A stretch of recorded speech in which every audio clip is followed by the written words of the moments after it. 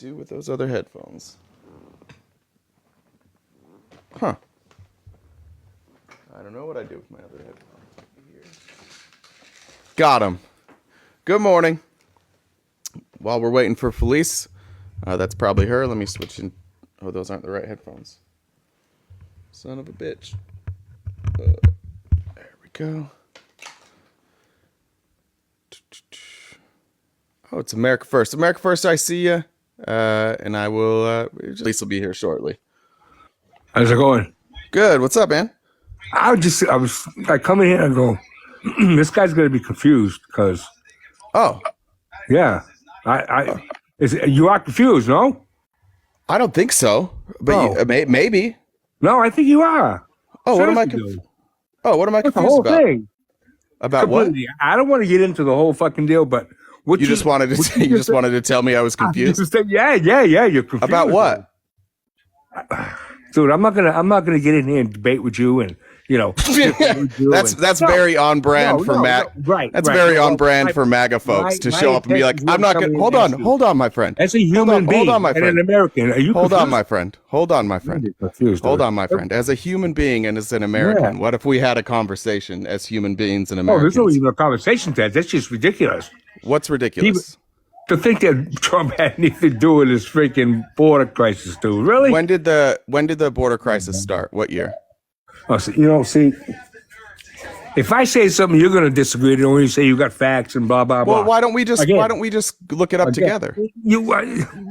Say most people I come in contact with, I can sit down and have a civil, intelligent conversation about something. I'm literally trying to do that with you right now, and you're saying you don't want to. No, it's not that I don't want to. It would be the waste of my time. You just said I don't want to. What are you talking about? Listen.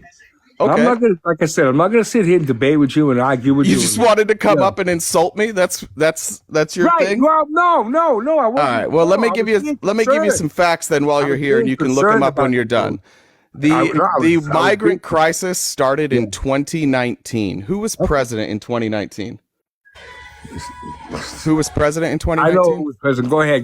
Of course, I know who the fuck the president was in 2019. Okay, Trump. So in 2019, when border crossings went up 500%, just after Donald Trump attempted a coup and then slapped sanctions on Venezuela, then we saw a bunch of Venezuelans show up at our border. So people coming in Venezuela, dude. We got to look out. That?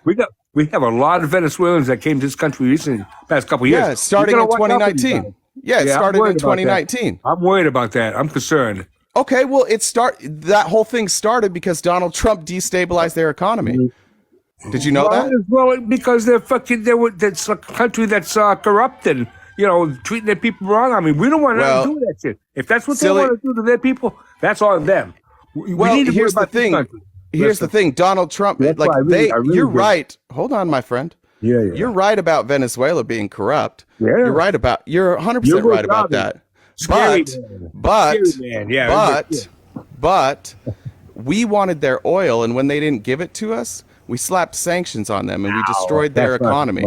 No, see, that's why I didn't want to get into this because you don't like facts. Well, no, that's not like facts. I like facts. Well, then address what I'm saying and stop just being like, okay, I want to get into it with you. I got to go because my fact is. Yeah, of course you do. Yeah, of course you do. I got to do. But listen, you're confused. And I'm very confused. You landed the plane really well. You made a really good argument. I did. Pinpoint landing, brother. What? Right? I made a great landing. You did? I did, because you're an idiot. Okay. Figure out how to leave. Yeah. I love when this happens. Guess who's confused now? Hey, good morning, Felice. Good morning. He was ready. I went live and he jumped in. He beat you here. What's happening? He's going to hang out for the rest of the live here, trying to figure out how to join us today. He just swiped to the next live. That's what happened. Does he even know he's still here? No, he has no idea. I'll take care of it. There we go. Bye, sir. He did it. What have we got? We got a skull and crossbones on? That's ominous. Well, I like that. Maybe. Happy Friday to everybody. It is Friday. We made it. Thank God. I am hungover. I'm very hungover, so I apologize in advance to everybody. I don't drink very often, but I got after it last night. Well, that lucky live for the rest of us who don't drink. Yeah. You don't drink? You have known that about me forever. I have? Yes. We've talked about this many times. I mean, yeah, I don't drink. I know I've never heard you drunk or heard you talking about drinking, but We've definitely spoken about this on many occasions. I don't drink. You can check our text messages. But yeah, I don't drink. I mean, I haven't for like 5 years. Wow. I went to a celebration of life last night for one of my best friends who passed away recently, and everybody was drinking. But I now just fully believe that funerals are outdated. It was the best way to like celebrate. Some people just telling crazy. My friend was the most unique human being I've ever met in my life. So it was funny. Like everybody that told a story about him thought that he was like their best friend, but he would. I'll tell you this story. When I first started doing TikTok lives, he was a guy that we were gonna build a studio in his house. And I was over there one night at like 11 o'clock, and he has like this detached garage that we were building it out in, and the door opens, and this man who I've never seen in my life comes walking in with half of one full shoe and one half shoe, and his half shoe, just like his toes just were out. I was like, what in the world? And he looks at my friend whose name was Chip, and he goes, "We gonna do this?" And Chip's like, "Yeah." And they went to the back of the room, and they grabbed these 2 garbage bags and set them on the floor, and then grabbed dice, and they started shooting dice. And then whoever would win would pick a article of clothing from these trash bags. And it turns out my friend had a handyman business, but his rule was like, to people when they would call for a service, he's like, "Pay me what you can or when you can." That's kind of how he did it. And he went and he had put in a ceiling fan for this lady, and she didn't have enough money. And he's like, "That's okay." And she's like, "Well, I don't have enough money, but let me give you this." And she gave my friend her deceased husband's clothes in 2 trash bags. And he had picked up this unhoused man on the way to work with him. So then they were splitting up the clothes. But because my friend was so different, he's like, "We're going to play dice for it." So this guy came over 11 o'clock at night. We drank for like 2 hours while they played dice for clothes that were given to them by a deceased man. So that was my friend. He sounds great and funny. Great. He was sorry very that funny. I remember you told me about the guy you were going to build a studio in his house. I didn't realize that was who passed away. Yeah. Somebody said true story. I don't know if that was the other person that was there. Maybe it was. I don't know who that was. Or maybe that's somebody I know. Anyways, I need the audience to know that today is Teacher Felice. Every day is Teacher Felice, but today specifically, I am not as informed. And so this may seem an awful lot today, like Felice is telling me things for the first time, and that may or may not be true depending on the things that we cover. Okay. It's all you, Miss Felice. Well, I don't know if I can talk by myself for 3.5 hours. No, I got you. I'm just throwing that out there. I don't know. Like, this is kind of, I don't know what's going on. I've read, I think, almost everything, but I may not have as much context. I just want to call you Miss Felice all day. That's mostly it. Okay. Well, guys, tap the screen. Let's get to 15K. Again, we are, oh yeah, I can change. CoinCot's technically over, and we still have the things up. But yep, it's true. We never talked about it, and so I just left gifts off, and we'll do one. We'll finish out the week with CoinCot. We'll go above and beyond. We're overachievers.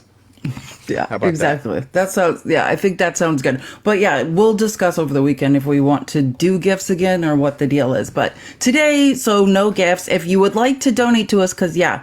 This is our job. Any money we make is through grassroots donations. You can use these two, Cash App or Venmo. Tip jar is in the link tree in Jay's profile, and we split any donations. But the best part is just send us a funny message with the donation, and then periodically throughout the live, we're gonna read them out loud. And if you can't think of like something specific, just do like an F, Mary, banish like 3 politicians or, relevant people on this app, whatever you want to do. But yeah, we'll periodically read out the messages. Again, since there's no GIFs on, it's harder to be on the For You page. So please tap the screen as much as you can during the live. Share the live with Republicans like the gentleman who was just up here. Yesterday we spent the whole day at the border. Among other travesties going on in the Republican Party. But yeah, we could talk about the border or anything else under the sun any Republican would like to discuss. Yeah, it felt like that guy was waiting. I was early, and I was on for 30 seconds before he jumped in the box. So maybe we have some anxious MAGA today, some people anxious to talk about all the great things Donald Trump is doing currently, which we'll be covering. I know we didn't cover this, but I tried to watch Cat Williams on Joe Rogan yesterday. It's the most uncomfortable interview I've ever seen in my life. It was like two people having 2 different discussions at the same time. So highly recommend not watching that episode. RTP can cross my border.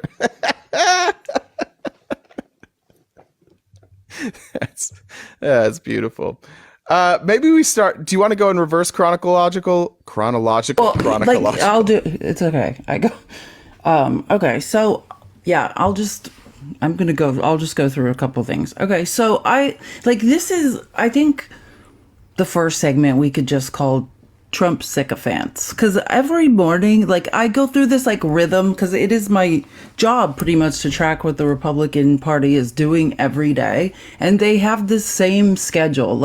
Every morning from about 8 a.m. to 10 or 11, whenever things in the House are getting started, depending on who has hearings and whatnot, they trot out 5 to 10 people on Fox News, places like Maria Bartiromo, Newsmax, to tell a bunch of lies. And it's not always to just tell lies. It's also to just be a weird sycophant and Trump fluffer. Maybe that's what we could call this segment. People whose job it is in the Republican Party every morning to fluff Trump. It's super weird, and it happens every morning like clockwork. It's I could just see they draw straws. Okay, who's gonna do it this morning? Who's gonna come out there to the microphone and say a bunch of lie, well, because they are lies, in order to gas up Trump. And I feel like if enough people don't do it, he punishes them or something. And then we also know, because we've seen many times, if you don't do it good enough, if you don't fluff him enough, then you end up apologizing later that night on Hannity for saying the wrong thing or not doing a good enough job.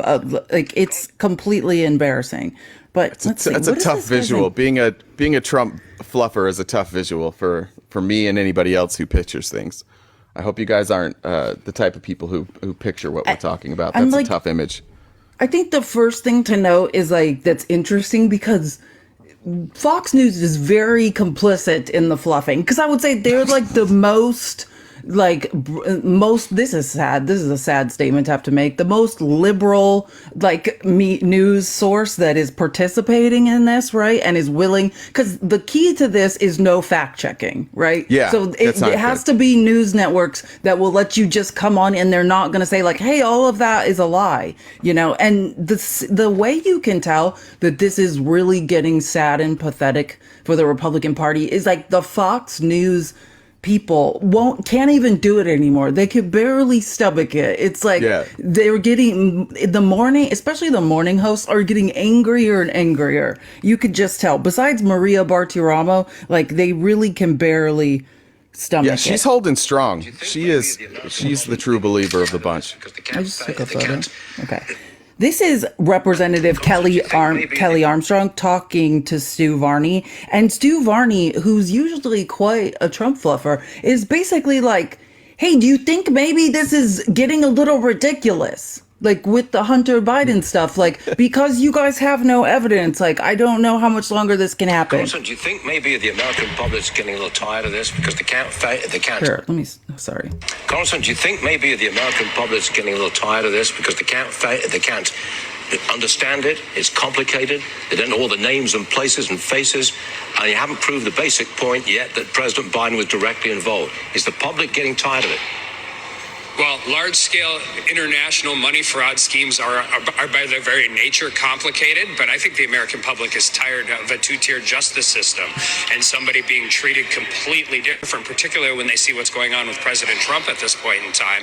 And I mean, we have to take these facts where they go. You have to deal with it. I mean, there is no doubt by anybody with two eyes and two ears that Hunter Biden was selling access to President Biden, at that time Vice President Biden. The only Again, like, do you hear what he's saying? First of all, the projection saying two-tier justice system. Yes, the two-tier justice system that's not holding a rich white man accountable. That's what the two-tier justice system is. Like, it's absolutely ridiculous to pretend that the two-tier justice system is anything other than nepotism.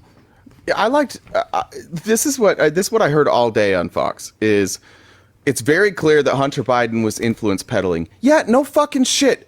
Literally, that's the only true thing he said. Anybody with two eyes and two ears can tell that Hunter Biden was influence peddling. That's not a crime. It's not a crime. There's no crime there, and there's no link to Joe Biden. But they say, I don't know how human beings can operate this way every day. I don't know how the MAGA faithful and the MAGA people, exactly what you said, like, it's got to be exhausting. Every single day you have to wake up and tell the American people or tell your friends that, like, it's coming. Don't worry, it's coming. Like, I'm exhausted and I'm on the other side of it. Like, it's not even as fun to laugh at them anymore. It's getting tiring laughing at the same thing. It's like they're telling the same joke every single day. Oh, Joe Biden and the Biden crime family every day. Yeah, and we'll go over this a little more later, but I think, I'm going to read, I'm on page 100 of the Hunter Biden deposition, so I don't want to really go through all of that today, but definitely some of the highlights we'll go over. But the point is there's no evidence. They didn't have any evidence before, but now they definitely have no evidence. It worked, it completely backfired upon them having Hunter Biden there. After reading part of that deposition, you immediately get it. I get now why those House Democrats, which I assumed they wouldn't have done it otherwise, but why 30 Democrats would march out on a break from that deposition and go up to the microphone and say, oh, this is a complete waste of time. Yeah, that deposition is a complete waste of time. The hypocrisy, we'll get into it. But let's finish this. The question is continue. If you think a family as close as this family was, this is the one place where they build absolute firewalls, and that just simply belies the truth. You know, you might not have the votes to go through with impeachment and probably not with a public hearing.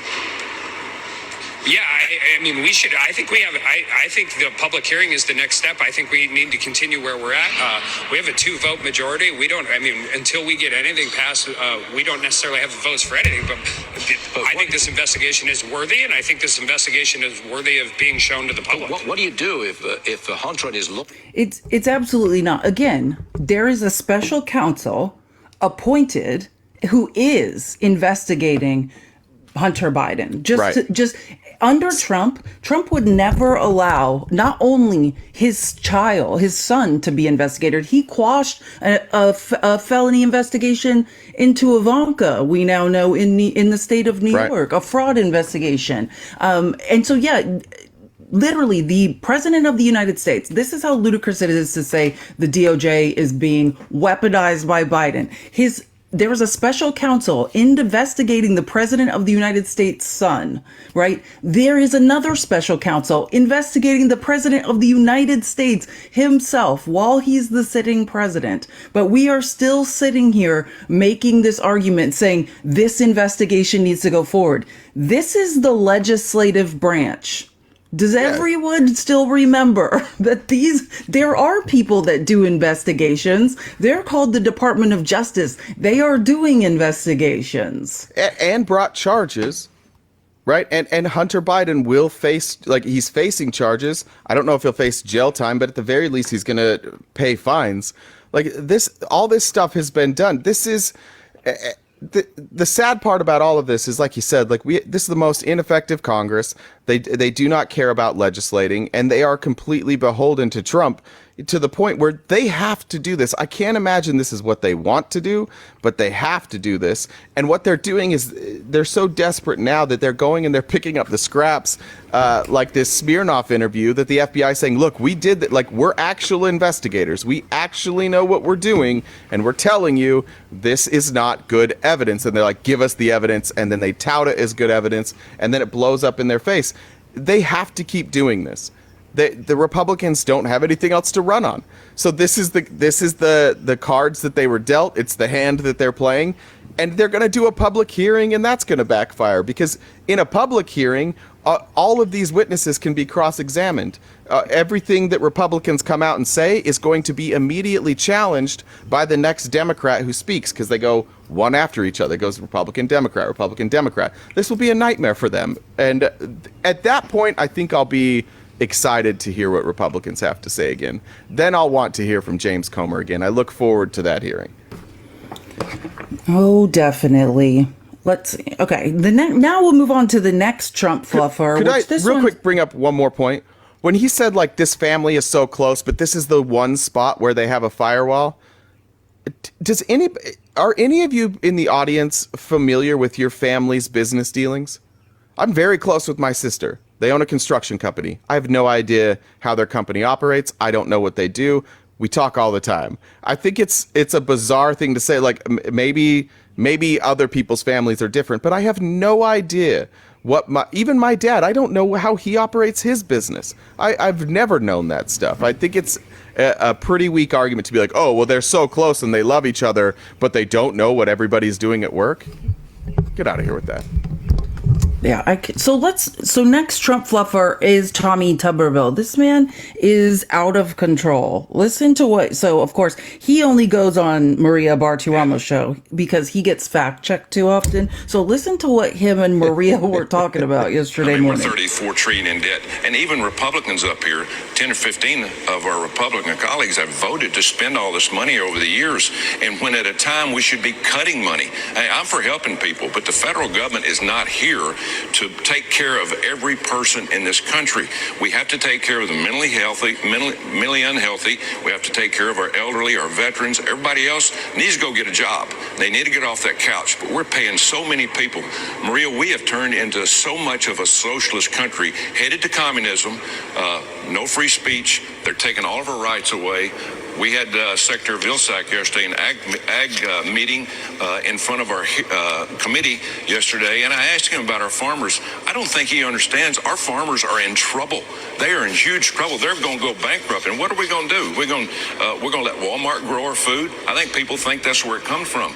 We have no common sense here. But getting back. Yeah. What in the is he talking about? What is he saying? But that is where now when do you hear it? Like, just to be clear, it is that far right talking point of socialism is just a sleigh ride into communism. That's where it comes from. People like Tommy Tuberville who have no idea what socialism is. He just demonstrated in what he's talking about. Nothing that he's even talking about. He thinks socialism is what?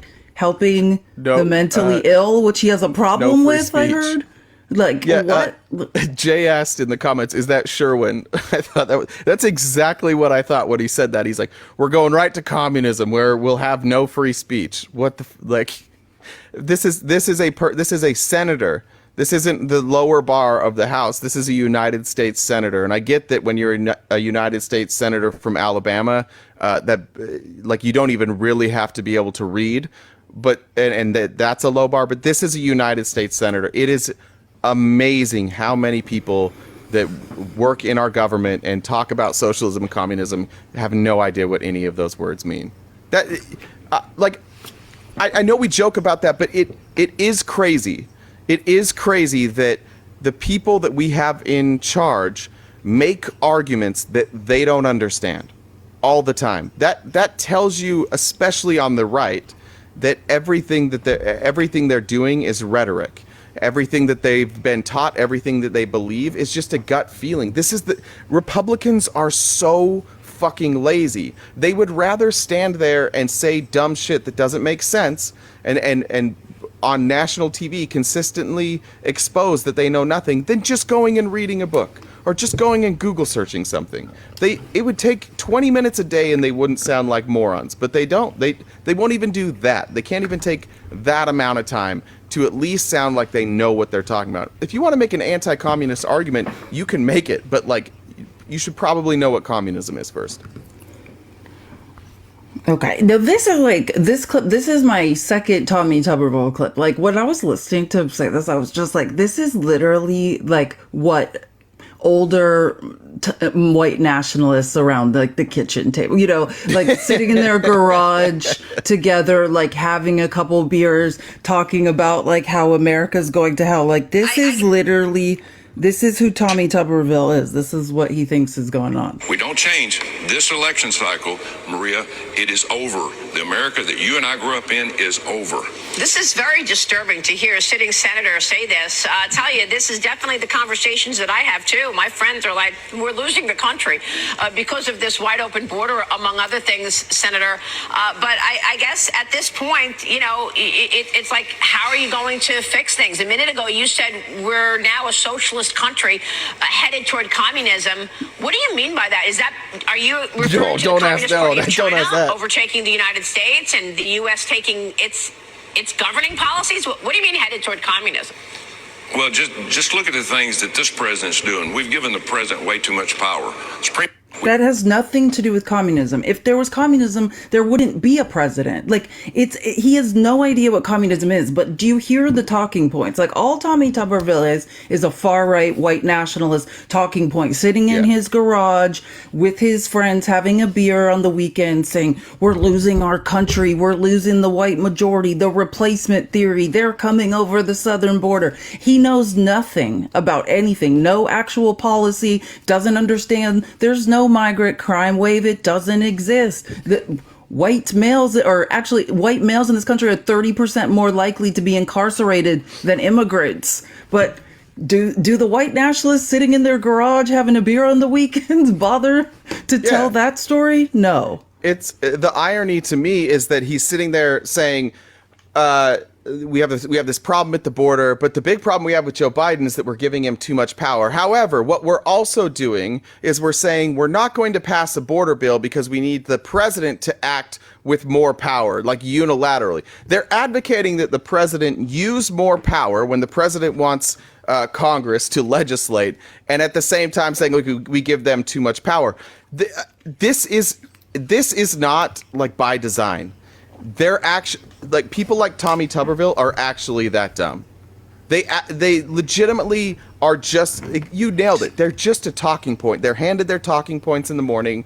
They're taught that like if you don't know the answer to the question, just deflect to these talking points every single time. And that's what they do. Like I don't know, the people that watch Fox News, it's got to be exhausting. The people say the same thing over and over and over and over and over every single time. It's border this, border that. It's the inflation, it's crime, it's the same shit every day. No matter what question is asked of them, it's the same answer every single time. The Joe Biden crime family, the border crisis, the crime wave, the inflation. Despite the fact that all those things are getting better, and one of them, the Joe Biden crime family, doesn't exist. That's what they hear every day. That would be so boring.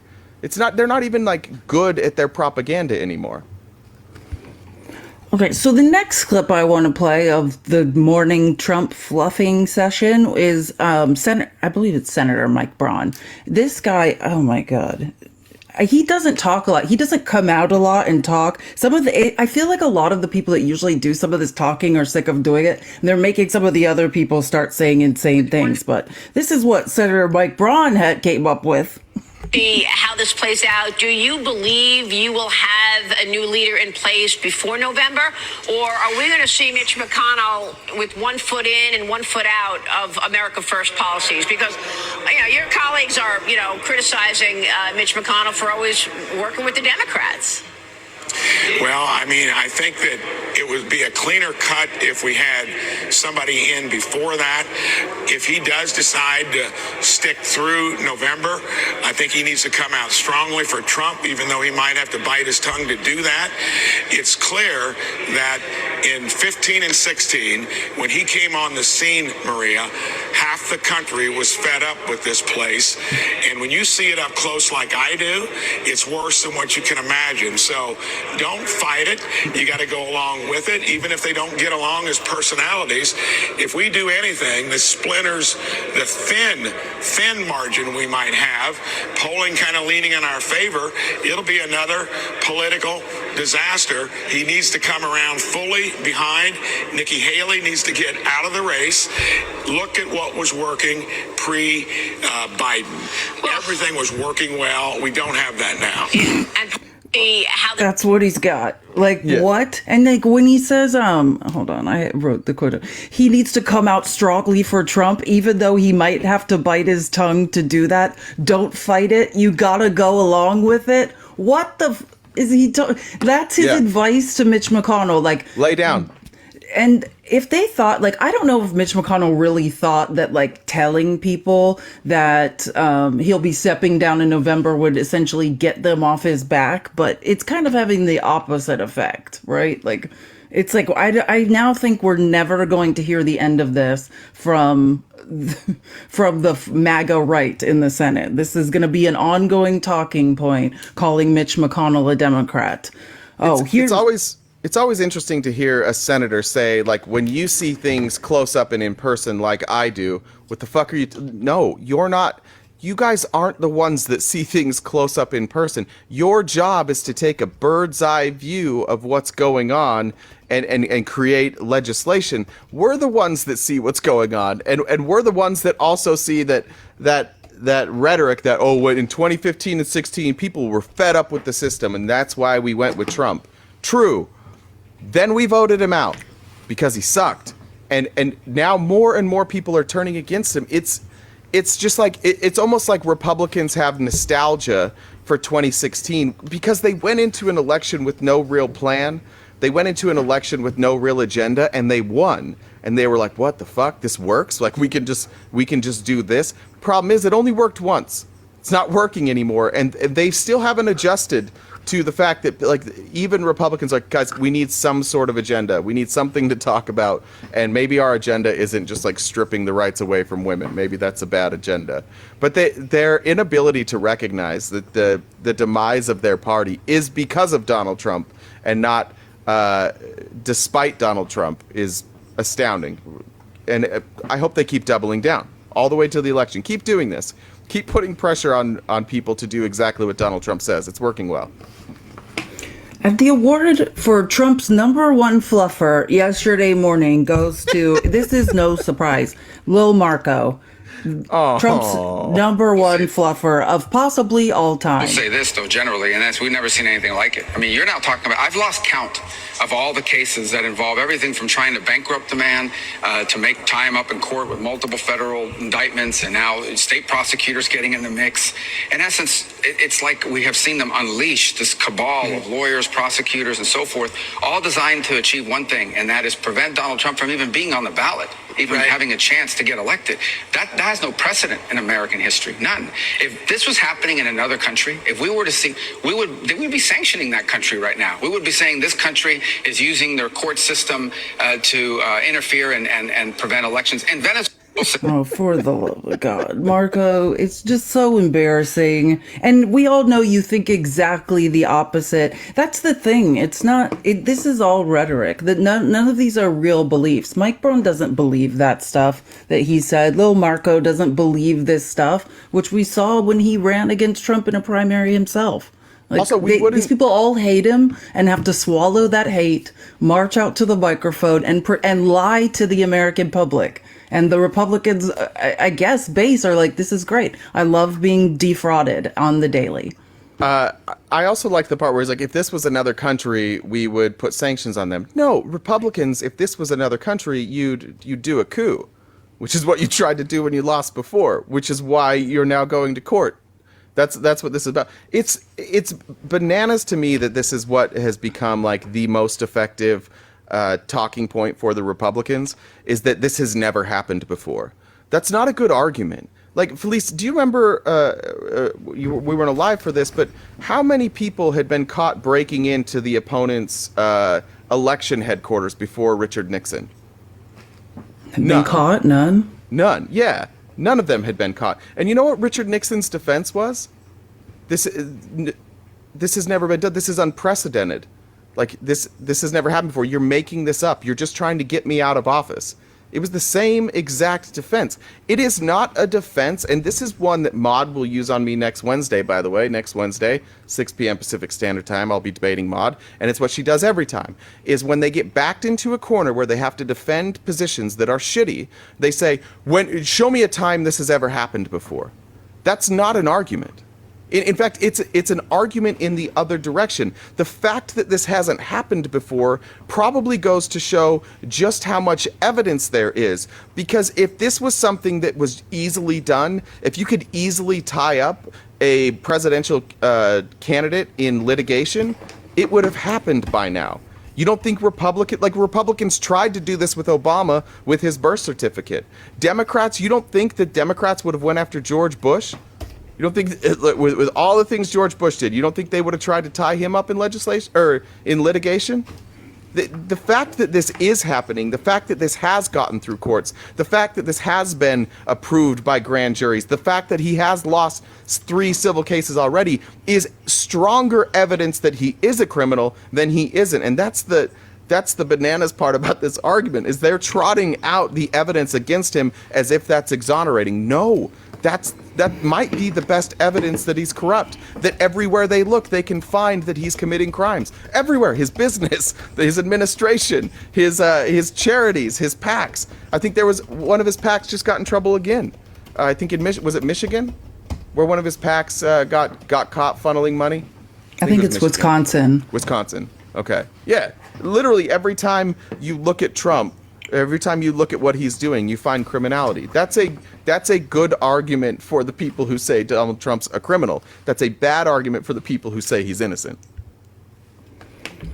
Okay, so moving along with the Trump fluff. Well, okay, let's play this. Is it Greg Stubbe? I think it's Stubbe. I can't remember. But anyways, this is how you know how bad the morning Trump fluffing sessions have gotten. Like, when there's actually a Newsmax host who's like, we might need some evidence.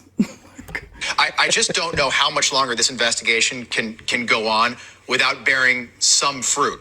Now, I think that there are Republicans in the House that would like to see, hey, Hunter might be in the courtroom at the same time that Donald Trump is in the courtroom if that happens over the summer. And that would be hugely embarrassing for the White House. Have you had any conversations with our new House Speaker, Mike Johnson, or James Comer, or Jim Jordan about moving the ball down the field here? Because every time I have a member of Congress on, I understand, I hear you, but they say the exact same thing you just said.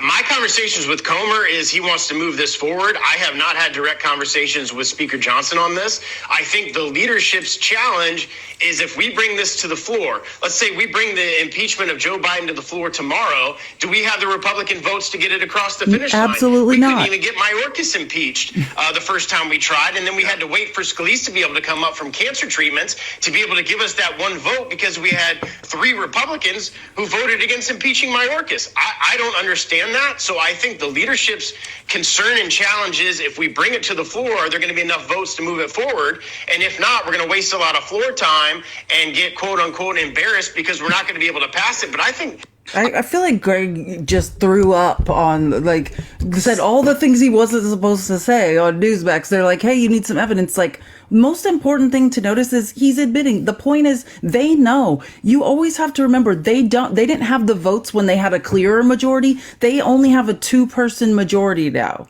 Steve Scalise still is going through cancer treatment. They don't have the votes to impeach. This has nothing to do with getting an actual impeachment. This is just about dragging out public embarrassment. You heard the Newsmax host at the beginning say, like, oh, wouldn't it be great this summer if while Trump's in court, Hunter Biden's, being dragged into this still? Because that's, or President Biden's being dragged into an impeachment. That's the point, is to make it seem like it's a choice between two criminals. And it's working, because that's all we hear from the uneducated right is, oh, well, Biden's a criminal too. Prove it. Yeah. The two-tier justice. The only thing we're lacking is the evidence. And Hunter Biden's deposition did not help you. It actually did the opposite. It's like the worst thing they did was bring in Hunter Biden for their case. Republicans were consistently touting this rhetoric when Donald Trump impeachments were happening. It's a completely partisan. It's a completely partisan impeachment. Well, first of all, I don't remember the exact numbers on the first impeachment, but the second impeachment had at least some bipartisanship. These Republicans are so partisan, they can't even get their entire party to jump in on this. Like, it was the argument by every Republican when we brought up these impeachments, like, oh, well, of course the Democrats are going to vote for it. It's completely partisan. Well, we have some bipartisanship here, including news anchors, people in Congress, people in the Senate. They're like, yeah, there's no evidence here. This is pretty bipartisan, but the Republicans will coalesce, and Donald Trump will threaten them, and they'll get people to agree to do an impeachment inquiry.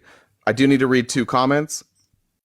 First from Greg, thanks for going live. Makes my work days go by faster, and I get an education. Double threat.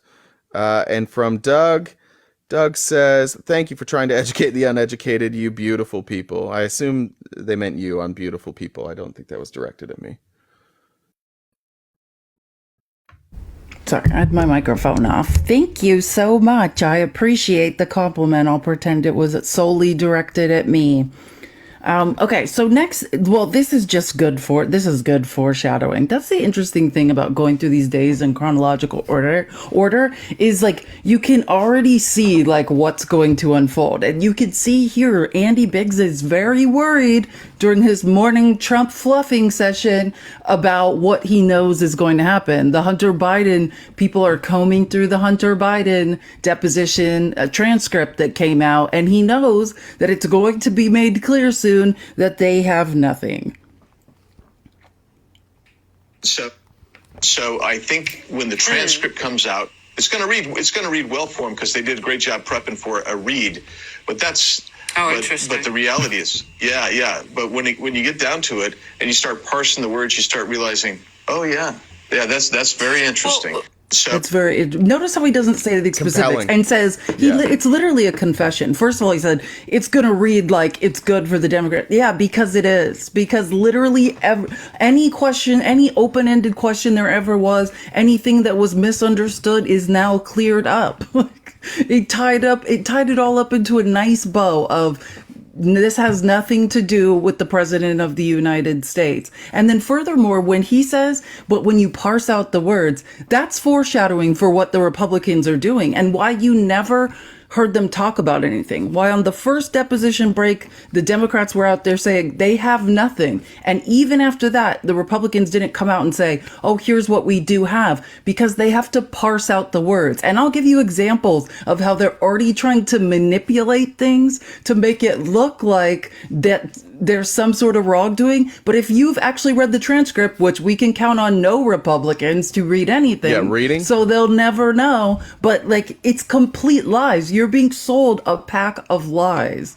It's unbelievable. Like, did you by chance see the breakdown that the oversight committee put out, the GOP oversight committee, of like the highlights of the transcript?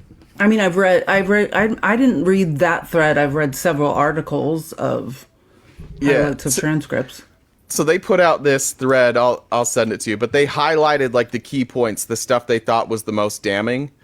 And it is the most milquetoast, non-damning. Like, the stuff they highlighted is evidence of Literally nothing. And a lot of the stuff they highlighted is stuff that is clearly exonerating Joe Biden from having any knowledge of any of this. It's the most desperate, pathetic attempt to impeach anybody that I've ever seen. And that includes all the other desperate attempts by Marge and the desperate attempt on Mayorkas. This is embarrassingly bad. Okay, so moving along, last Trump fluffer that we'll do is Margarine, because she has to just, has to pretty much yell something insane every single morning. Also have to point out that Joe Biden did not say he would go to the border until after President Trump already announced his trip there today. And then it was Joe Biden who followed President Trump. So Margarine went on to Fox yesterday to scream that Trump had dibs on the border and nobody else could be at the border at the same time or ever. Now, notice, I just want to point out that what she's really doing is telling the truth for once. She's saying, hey, this isn't about the issue. You know how we made our own constituents terrified about a migrant crime rate that in actuality is not real? Well, we actually don't give a about fixing things at the border, because if they did, they would want any and all eyes on the border. Of course they would want the president at the border. Of course they would want Trump at the border, right? Any awareness to the issues at the southern border would be helpful if this was about fixing a problem. It's not about fixing a problem. Trump wanted to be the only person having a photo op at the border, is what we just learned. Yeah, he called dibs, and Joe Biden did not respect the dibs at the border. So, next step in our day of what the fuck is going on with the Congress, then after they get done with the morning fluffer sessions, then there's the time on the House floor for like 5-minute speeches. And that's like where everyone can just talk about whatever they want. So at that point, Trump has obviously instructed them all to yell things about the border. But first off, because I think it's very necessary after hearing Margarine talk about things that aren't important, to just play a clip of Robert Garcia, because, Robert Garcia is like one of his main jobs in Congress is to blow up Margarine's bigoted tweets and read them aloud on the House floor or in congressional hearings. And when he's not doing that, right, like he basically said, like, after having to sit through the Hunter Biden deposition where they learned nothing about anything, like he wanted to bring attention to a real crime that has occurred and is in need of a congressional hearing. Madam Speaker, yesterday I sat in on the Hunter Biden deposition for hours. Republicans once again proved and provided zero evidence, failing to show any sort of link between Hunter Biden and the president. No links between those business dealings. This entire case is a political stunt and a joke. Donald Trump ordered House Republicans to smear President Biden. They tried and failed. But I want to remind everyone about the real White House crime family. Why did Saudi Arabia give Jared Kushner $2 billion, billion with a B, just months after he left the Trump White House? And why did the Saudis spend hundreds of thousands of dollars at Trump properties while he was still the president? We also know that Jared Kushner used his cushy White House job to secure a $100 billion arms deal for Saudi Arabia and did other favors as well. Now, some members of the majority actually agree that this was unethical. And in fact, a few weeks ago, Jared Kushner was asked by a reporter about his grift. He responded, "Are we still really doing this?" Yes, Jared, we are still really doing this. The American people deserve answers. I rise yet again to urge my colleagues across the aisle to answer our calls and subpoena Jared Kushner's companies once and for all. We are not stopping, and we demand answers. That's right, Jared. This will continue. We are still going to be doing this until you're held accountable. We're not going to make up fake crimes that the President of the United States did not commit and have hearings about them for months and not hold people accountable who actually have defrauded the American people. Yeah. Chief, I went to try and invite you because you're clearly opposition, and for whatever reason I can't. You can get in the box. I didn't look at your follower count if you have enough to get in the box. I would say this, Chief. Felice did read the transcript, the first 100 pages. I have only seen what the GOP put out. You, Chief, have not read the transcript. Because if you had read the transcript, you would know that there is not a single solitary piece of evidence in there that that even sheds a light on Joe Biden being a criminal. When you say that he put clients on, or that Hunter put clients on the phone with Joe Biden, that's true. That doesn't mean anything. That's also not game over. In fact, the transcript is game over for you, because in the transcript, if you read it, Joe Biden never discussed any business. There's none.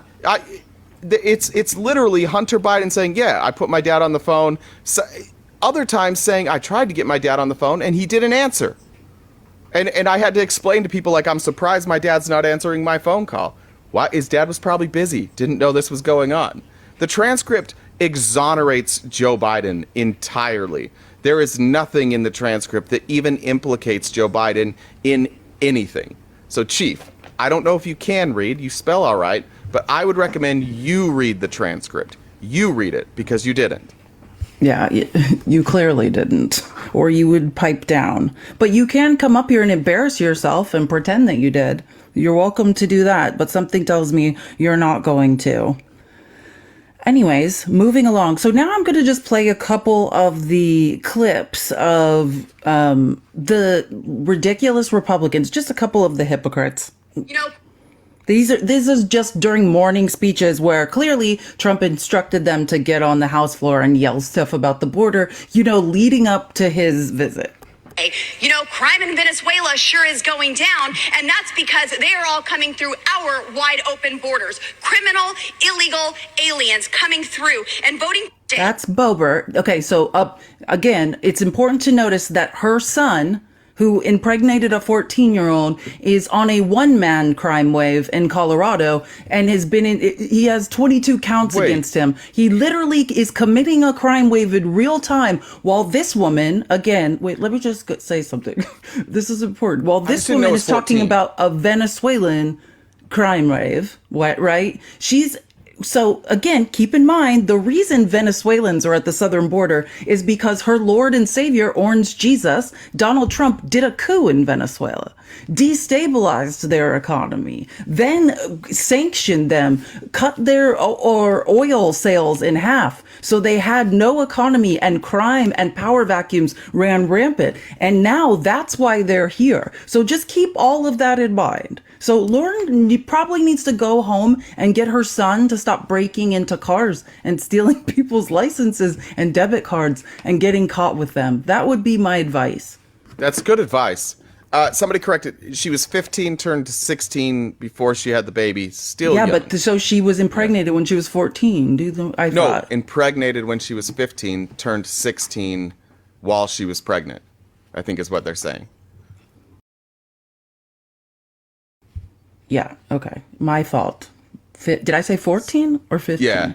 You might have been thinking of Joseph Smith. He was the one that had the 14-year-old girlfriend. Take that, Mormons. The American people have demanded responsible spending and border security for years. But we failed them.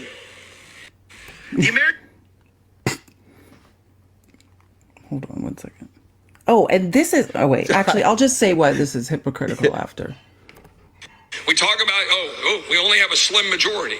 Well, I will remind my colleagues on this side of the aisle, the Democrats had a slim majority when they've jammed through numerous massive bills, whether it's Obamacare, whether we're talking about the Inflation Reduction Act. Yet here we sit, and we're walking away from the majority that we were given to use that majority, to use the power of the purse, to stop an executive branch that is out of control. We talk about... This is Chip Roy, right? Yelling about a whole number of things, but he's talking about, which he should rightfully be talking about, because again, they punted yesterday. Like, we're still on Nancy Pelosi's budget rather than try to pass a budget. The MAGA Republicans have had control of the 118th Congress for how long? Still using Nancy Pelosi's budget. Yeah. But this man, Chip Roy's also talking about the border and complaining about that, which this is also the man who was talking about how it was wrong that Trump abandoned the border package. So the gaslighting from the Republicans today yesterday was out of control. The border is such a problem. Can you believe this? Chip Roy is literally one of the Republicans who was talking about the MAGA Republicans and saying if they don't pass this bipartisan border package, they have failed the American people. And I would be doing the people of my district a disservice if I didn't vote for that package or want that package to come to the floor for a vote. He's the same guy saying like, "Hey, Republicans, can we do anything ever? Like, can I take anything back to my constituents?" I think Chip Roy has one tone, and it's yelling. I don't know that I've ever heard Chip Roy not yelling. Have you? Well, yeah. I mean, I don't know. Yeah, he just does always talk like that, like loudly. I don't know if I consider it yelling, but yeah, he like barks. Okay, so this is the chairman of the Freedom Caucus, Bob Good. Congressional uniparty is perpetuating it on a daily basis. Thankfully, we may be getting some future relief with the just announced resignation of the Democrat minority leader in the Senate. But some of us... Do you hear what so first of all, he says congressional uniparty, right? So this is basically like QAnon stuff, right? Talking about how the belief that there's no Republicans anymore, like they've taken over the Republican Party, but the establishment Republicans, the Democrats are all one congressional uniparty. Then if you listen to what he was yelling, he's yelling the Democrat, which it's Democratic. If we knew the difference between nouns and adjectives, it's Democratic leader, not Democrat leader, but that would require a knowledge of second grade grammar rules to know that. So yeah, it's Democratic leader, but they're calling Mitch McConnell, like, we're never going to hear the end of this. Like, since he announced his retirement, they're calling him the Democratic Senate leader, even though he's obviously a Republican. Instead of talking about anything important, mind you, all of the things going on, all they're doing is talking about Mitch McConnell. Like, that hurt my feelings a little bit about the second grade grammar, because I get Democrat. No, you do Democratic it. No, you do. You do it hundreds of times a day. Are you ready for a Mary F. Banish? Okay. All right. Candace Owens. This is from Askew Dragonfly. Candace Owens, Marjorie Traylor Greene, and Tommy Lauren. Well, wait. Candace Owens, Marjorie Taylor Greene, and Tommy Lauren. Well, Tommy Lauren, I'd probably marry, because I actually don't think she's not a dumb person. Like, which honestly makes her a little more guilty. I think she got a little taste of MAGA going after her, and now I have a little less respect for her. But compared to the other two monsters, like, I probably will just have like one night with Candace, and I have to banish Margarine, because she is absolutely unacceptable. So marry Tommy. All of that, yeah, that's the only acceptable answer, I think. Obviously Marjorie's got to go. If you're going to compare Tommy versus Candace, yeah, that's probably right. Candace might have more money. I don't know. Yeah, I'm gonna marry Tommy. I think I could convince Tommy over time. Well, yeah, she's not an idiot, that's for sure. But she is a sycophant. But yeah, there's hope for Tommy. I mean, not really, but she's like, she's Candace, good at PR. Go ahead. Candace Owens should know better. Candace Owens, again, also not a dummy, but Candace Owens, like, to me, it appears Candace Owens always tries to take the furthest position right. I think that's her goal on everything. And there doesn't seem to be much rhyme or reason to why she does things, but she appeals to like that, weirdly, like that red pill culture. It's a strange dichotomy that a bunch of people, specifically racist people, love Candace Owens, but for whatever reason she appeals to them. And I think you could probably explain that better than me, but Yeah. Well, wait, I'm sorry. I was reading. I just want to be honest. I didn't hear what you just said. That's okay. No, I'm saying I was Candace reading Owens. the next clip. So I was going to like try to pretend, but then I was like, I have no idea what he said. So I can't even pretend. No, I said Candace Owens, like she weirdly appeals to racists. Like as a black woman appeals to racist. What do you mean? Why? Like, of course she does. Like, because they're using her as a human shield. Anytime you can get a minority who's probably suffering from hyper assimilation, it's like a sociological phenomenon to validate bigotry, to be on board for whatever reason they will, to say racism doesn't exist, or for whatever reason they're saying it. That's what you see Charlie Kirk look for any African-American man to bring on his show so Charlie Kirk can hide behind him while he trashes Martin Luther King Jr. They use minorities as human shields and she think Candace Owens says it. Like, it's okay for me to think that. See, this African-American woman says it as if, again, all African-Americans are a monolith. And if one person thinks something, then it must be true for all the rest of them. It's highly, highly offensive the way the Republican Party has traditionally used the few minorities that will stump from them as human shields. And to say, see, this one agrees with us. This one right here agrees with us. Why don't the rest of you guys agree with us too? It's unbelievably insulting. See, I told you guys she'd explain it better than me. That's exactly why I repeated it. Perfect. So now we'll move on to like the morning border wars. Okay. So Trump went to Eagle Pass, Texas, right? And Biden was in Laredo, but listen to this clip. So the people of Eagle Pass, which I'd be mad too. Like, imagine how these people, like, Eagle Pass is the number one stop of the Republican Party, the far right, for their photo ops at the border. This is like become a militarized zone. It's where Abbott has all this barbed wire, has National Guard, people are taking photo ops. Like, it's turned their town upside down. All of these people asked for simply is more funding for the border, to change federal immigration law, to shut the border down during emergencies. All the things the bipartisan border bill gave them that Trump then slapped them in the face and said, no, sorry, I'm not doing anything about the border for months and months and months.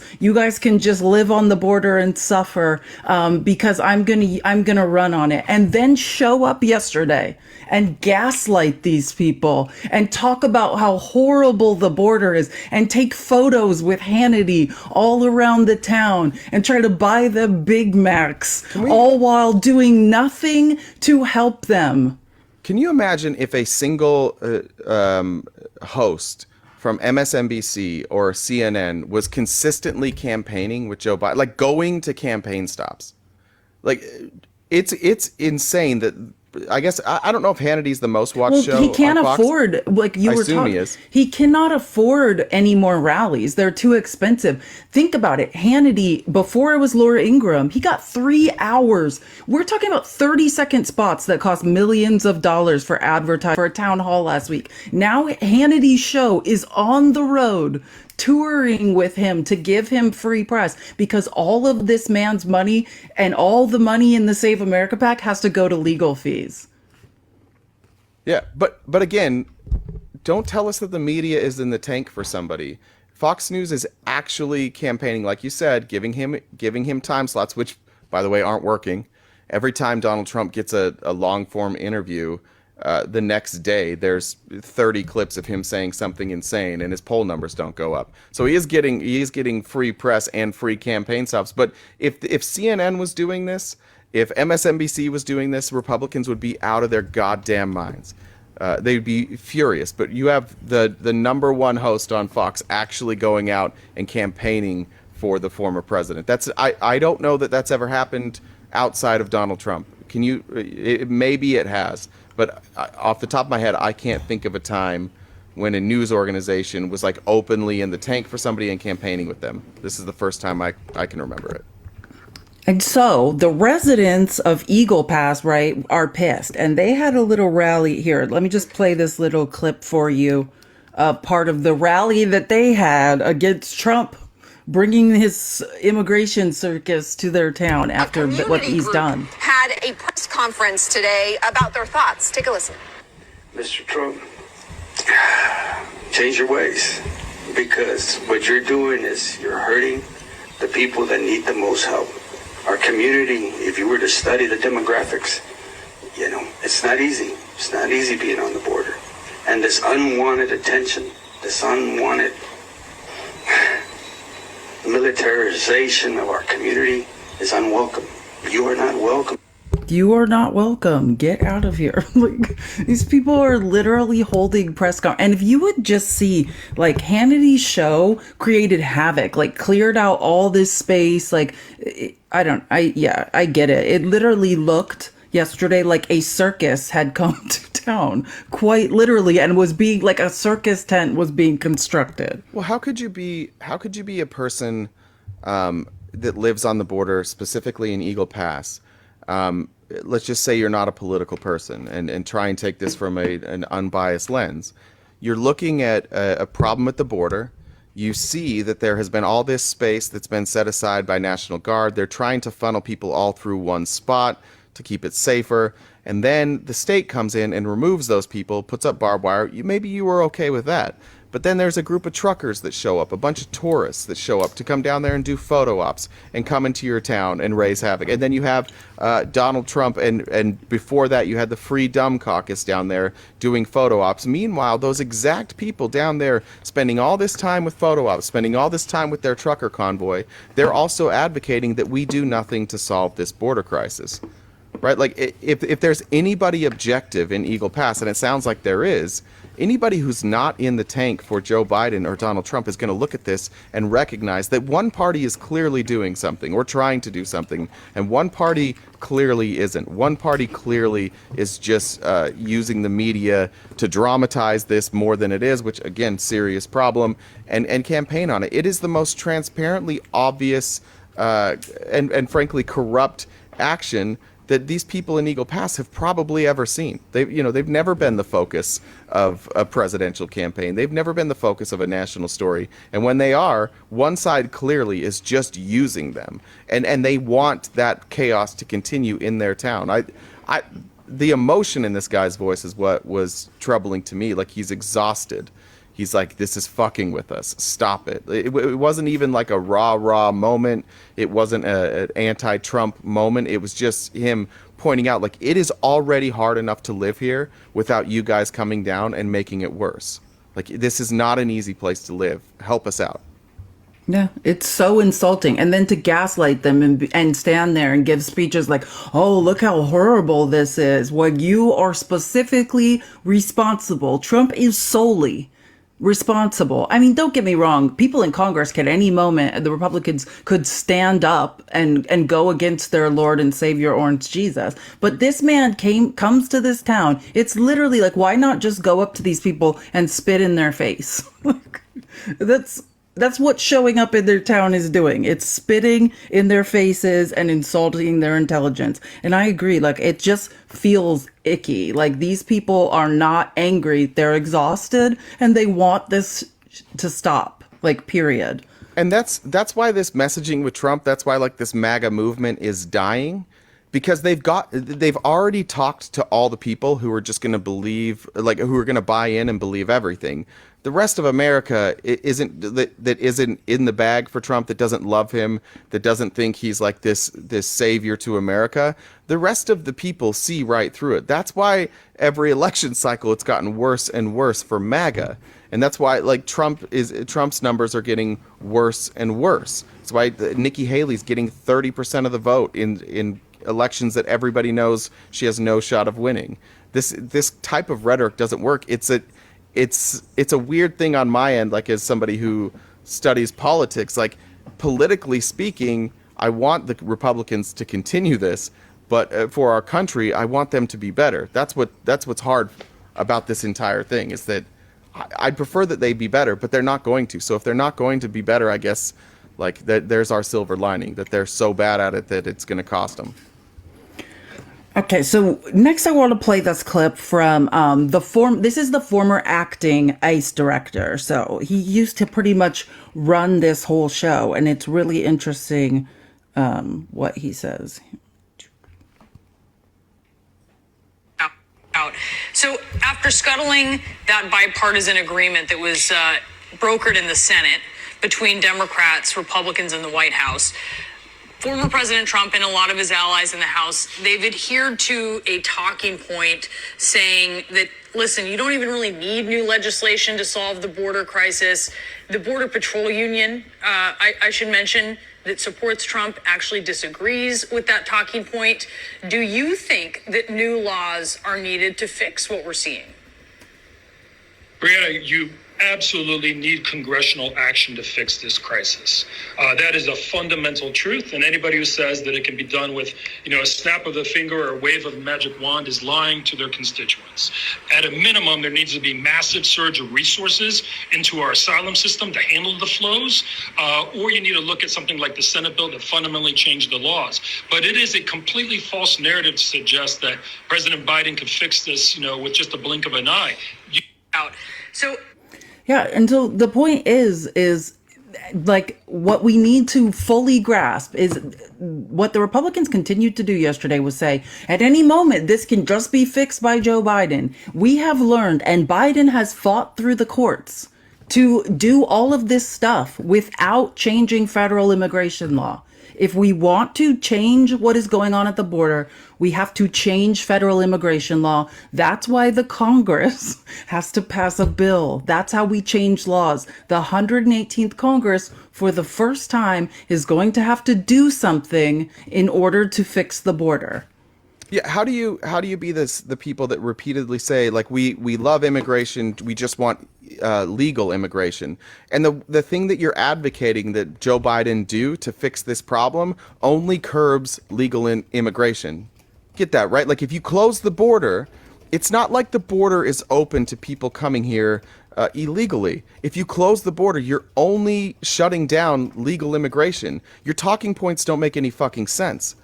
Like, if what you're worried about is people coming here illegally, then closing down the border doesn't solve that. What solves that is adding more resources. And as far as asylum seekers go, what solves that is adding more resources. You know what this does? If we were to shut down the border and stop allowing for asylum seekers, that immediately puts pressure on Mexico, and it's going to lead to increased violence. It's going to lead to people becoming targets. It's going to lead to Mexico trying to solve a problem that isn't theirs, that they didn't cause, and they don't have the resources to fix. You are going to completely destabilize every border town in Mexico, and you're going to do nothing to curb illegal immigration. And then when you shut down the border to asylum seekers who are already desperate, do you not think we will see an uptick in violence and in illegal immigration? Do you not think that people will not try to get across the border in different ways? Again, we don't have a border wall. We don't have a moat full of alligators. Sorry, Republicans, I know that's what you want. But shutting it down in this way doesn't fix anything. So next thing I want to talk. So now Trump is speaking at the border, like take one, right? He did 2 events at the border yesterday. Essentially, he spoke at the border during the day and then spoke later again at the border in his weird circus show set up with Hannity, which even if I thought it couldn't get weirder, it definitely did. I'm trying to think if I want to go through clip by clip or play. Well, I think I'll do it this way. Let's see if this goes.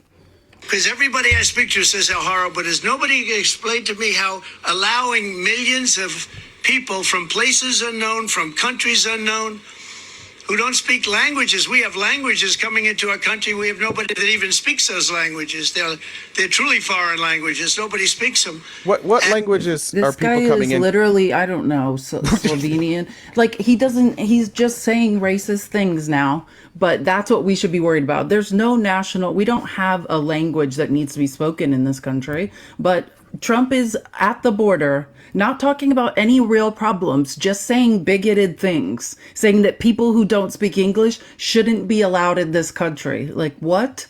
Yeah, and also I don't know what languages people would be showing up to that nobody here speaks. That's silly. I would like to remind everybody to keep tapping that screen, get my nose. I'll move around and I'll make it a little more interesting so you can try and boot my nose. Let's see, where it's at 10:40. Let's see if by 11 o'clock we can be at 160,000. That seems fun.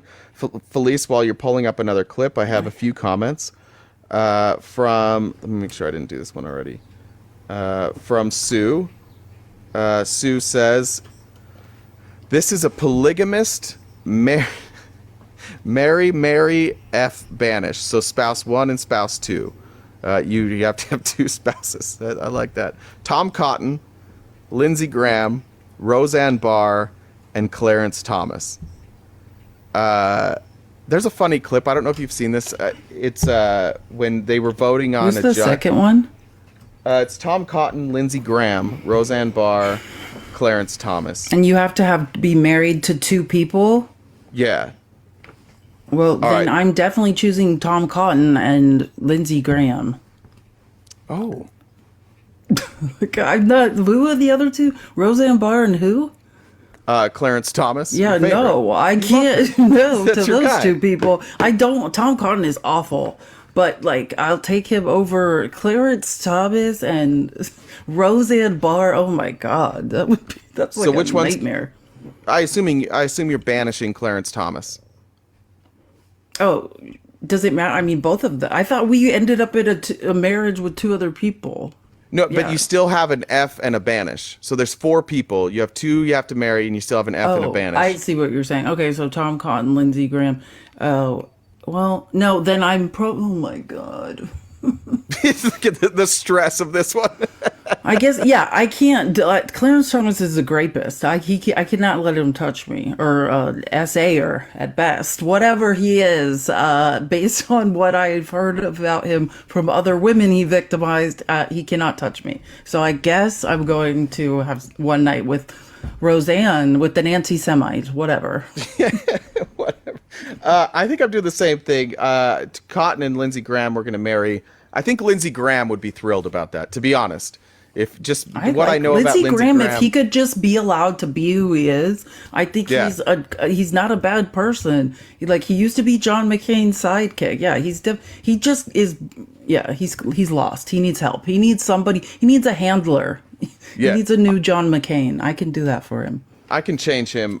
Clarence Thomas. This was a tough Anybody decision. could change Lindsey. He adopts the last opinion he heard is his new belief system every single day. It was tough to decide between who to banish between Roseanne and Clarence Thomas, and I'm going to be principled on this because I would like to go on some of those fishing trips, but I'll just banish him. And I'm gonna include Roseanne. My one-nighter with Roseanne is going to include Tom Cotton and Lindsey Graham. She's gonna be welcomed into our marriage for one night. I would way rather hook up with Lindsey Graham than Roseanne Barr, but I already married him, so can't really do much about that. All right, moving. And they're bringing with them tremendous problems, including medical problems, as you know. We had Title II and we had different things to solve that problem, but they've... So again, what he's doing here, right? So he started with the racism, right? We don't want people who don't speak English coming to this country. Now he's moved on to the argument. First of all, let's not to bring up, because I don't think we should waste time debating who has more dementia, but he did just call Article 42 Title II. Title 42, Article 2, or whatever he just said, Title 2. So, there's that. But what he's bringing up again is what he's planning to do, right? In order to deport 8 million people.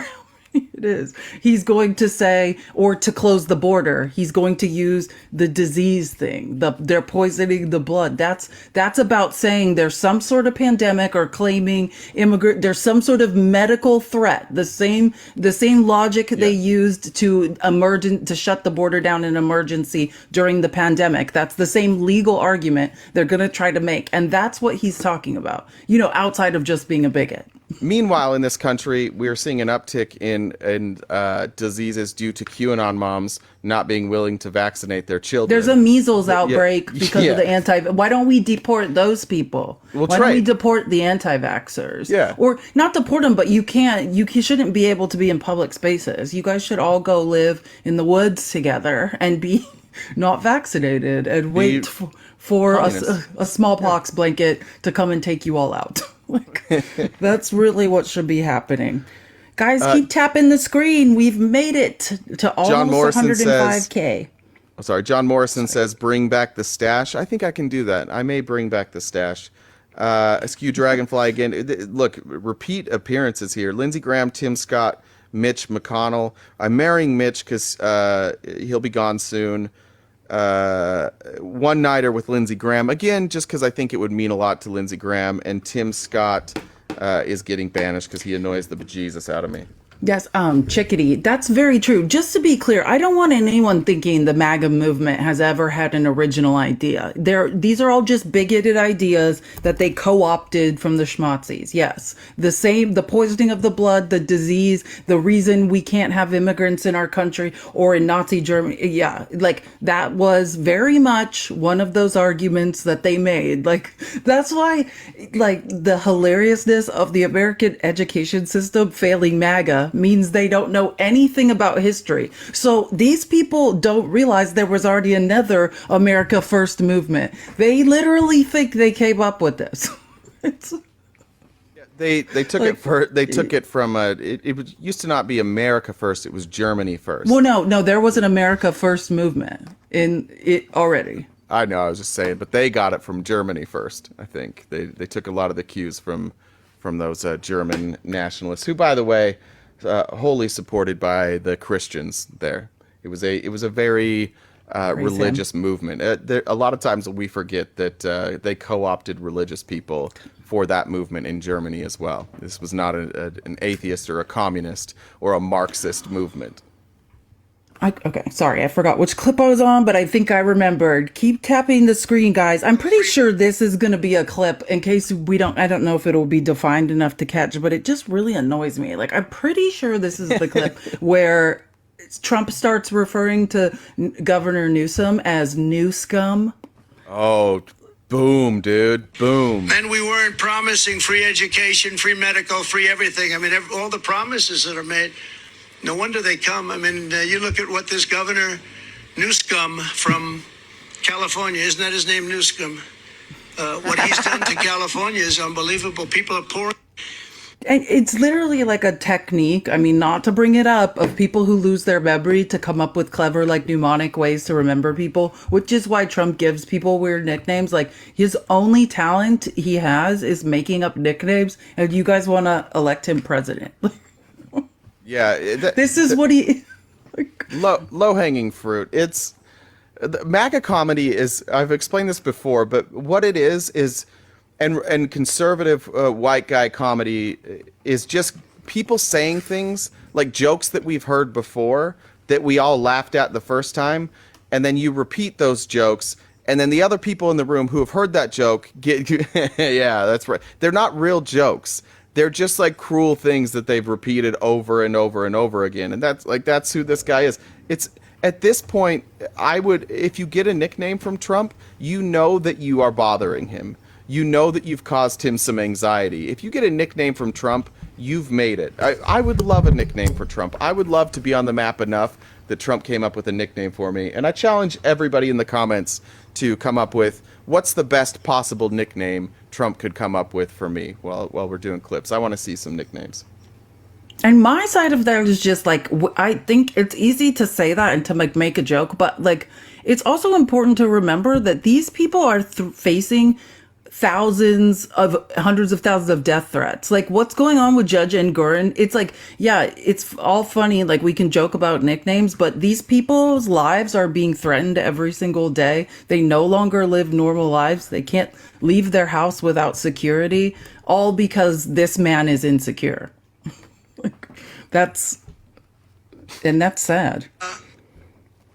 It's a military operation. I mean, we have this is like a war. It's It's a military operation. So what he's talking about there, right, is the preparation. He's saying this rhetoric because he's talking about why he's going to call up the American military on American soil and essentially turn it on U.S. citizens, right? Like, that's what he's talking about. That he's going to start a war at the southern border. We released them in Mexico. And if you broke the law, we caught you, we deported you, or we did something else. Do you hear what he just said there? Else? Yeah, he's talking about schmurder. He's talking about unaliving immigrants. That's what he's talking about. He's saying during his presidency. He's implying past tense that this is what he was doing. Can I point out that Donald Trump said that we, all these things, one thing we ought to do is we ought to maybe schmurder these people. And our favorite border patrol agent that works on the north is saying, yes, that's what we need to do. I just want to point out that somebody that has been entrusted as law enforcement Border Patrol agent is advocating unaliving brown people. Why am I not surprised?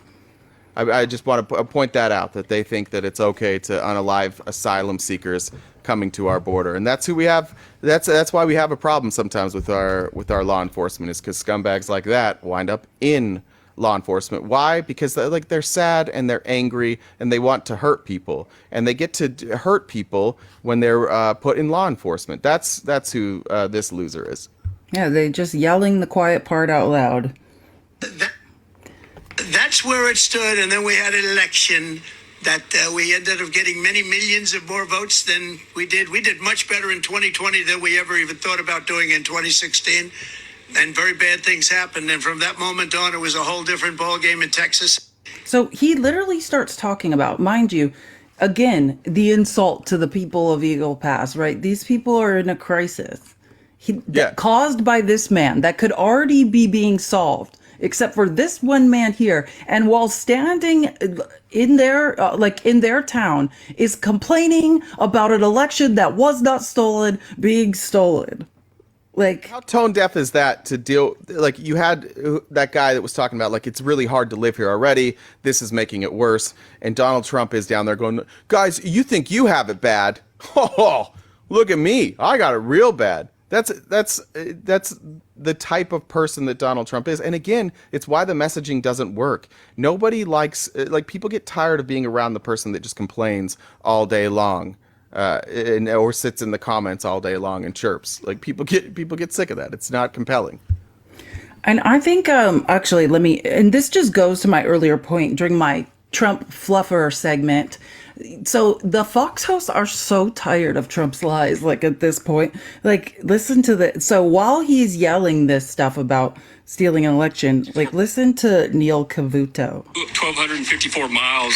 All right, we'll continue to monitor this. Just one slight thing I just wanted to add, because when you hear it, and you heard it from Donald Trump about the 2020 election, and it got millions of more votes, in fact, he did get millions of more votes, he still lost that election. That is not in doubt anymore. That's not being debated anymore. But I didn't want to get off topic too much. I do want...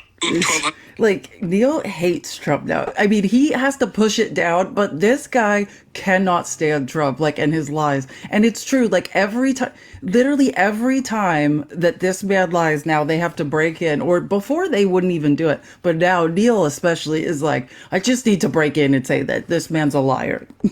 I don't know if it's purposeful. We'll see going forward. But even just the way Donald Trump spoke about that, like, he didn't say it was stolen. Like, it was weird to hear Donald Trump be like, bad things happened. Like, even how he described it was unusual for him. He's usually much more hyperbolic than that. So I'm wondering if, like, that they're recognizing that message doesn't work anymore and it's crazy, and maybe they're not supposed to say it anymore. Obviously, Neil Cavuto is correcting this record because they don't need another $1 billion lawsuit at Fox. But I wonder if Trump is being told behind closed doors, like, this isn't working.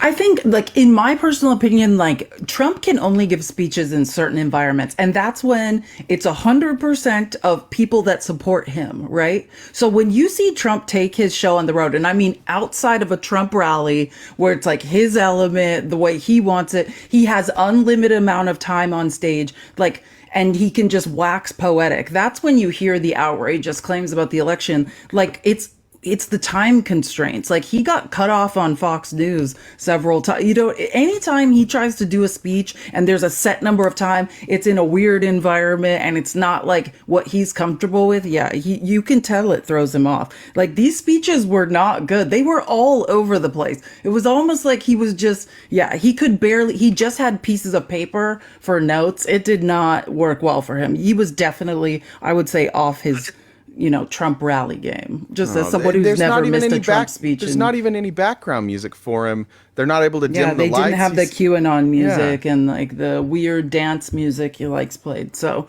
he really didn't get to put on his full performance of lies that he usually does. No shake weight I'll dance. tell you, it's an honor to be here. I'll tell you, it's an honor to be here. I brought some people here, some executives from New York, because they're marveling at it too. And you're doing your job. Now we have to find out what's going on the side, each side. So he is literally telling, again, I'm just playing that to show how offensive this is.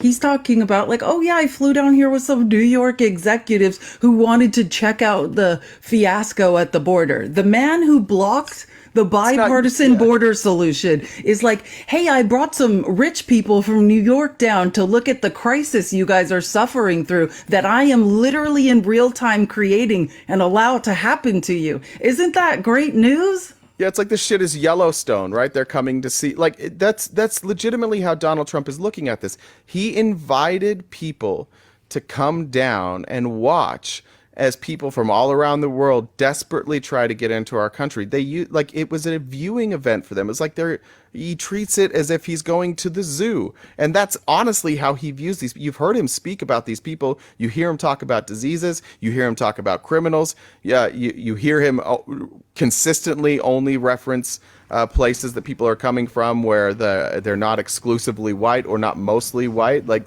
this to him is a campaign issue. It's not something he cares about. He would rather not have to be around these people, but if he is going to be around these people, he wants some other rich people around so they can point together. It's giving off Romans in the Colosseum vibes, right? Like, these people are here for my pleasure. These people are here for my campaign. I'm going to use these people in order to get elected.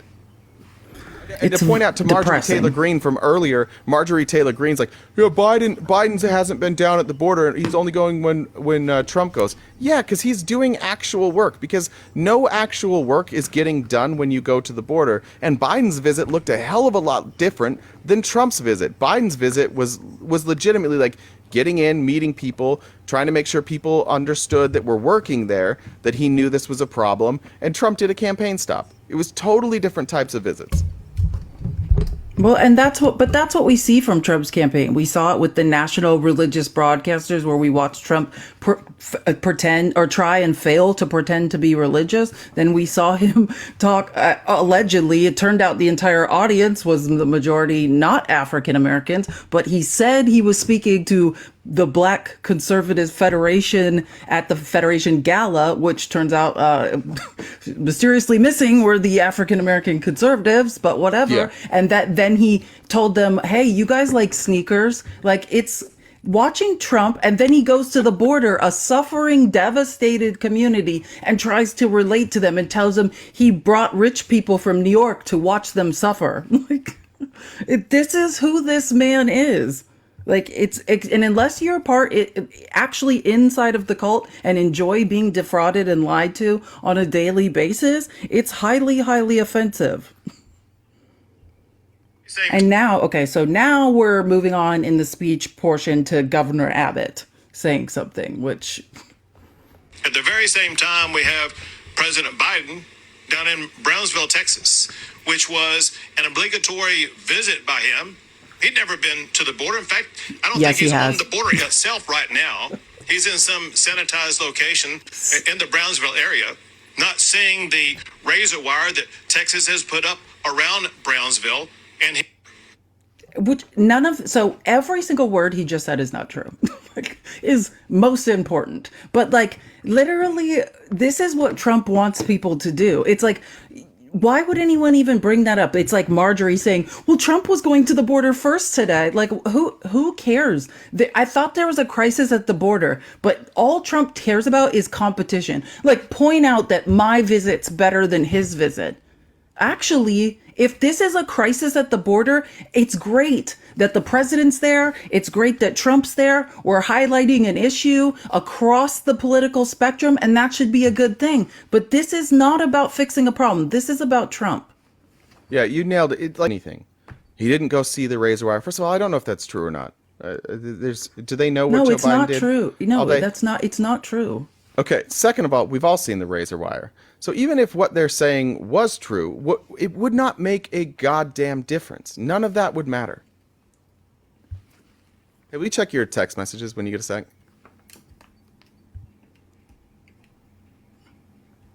Oh, I don't. Well, I'll just let you know. I guess we can decide here. The Georgia hearings, the closing arguments are about to go. No, it's just closing arguments. There's nothing. I don't think it's important to hear. I've listened to the whole hearing. Like nothing.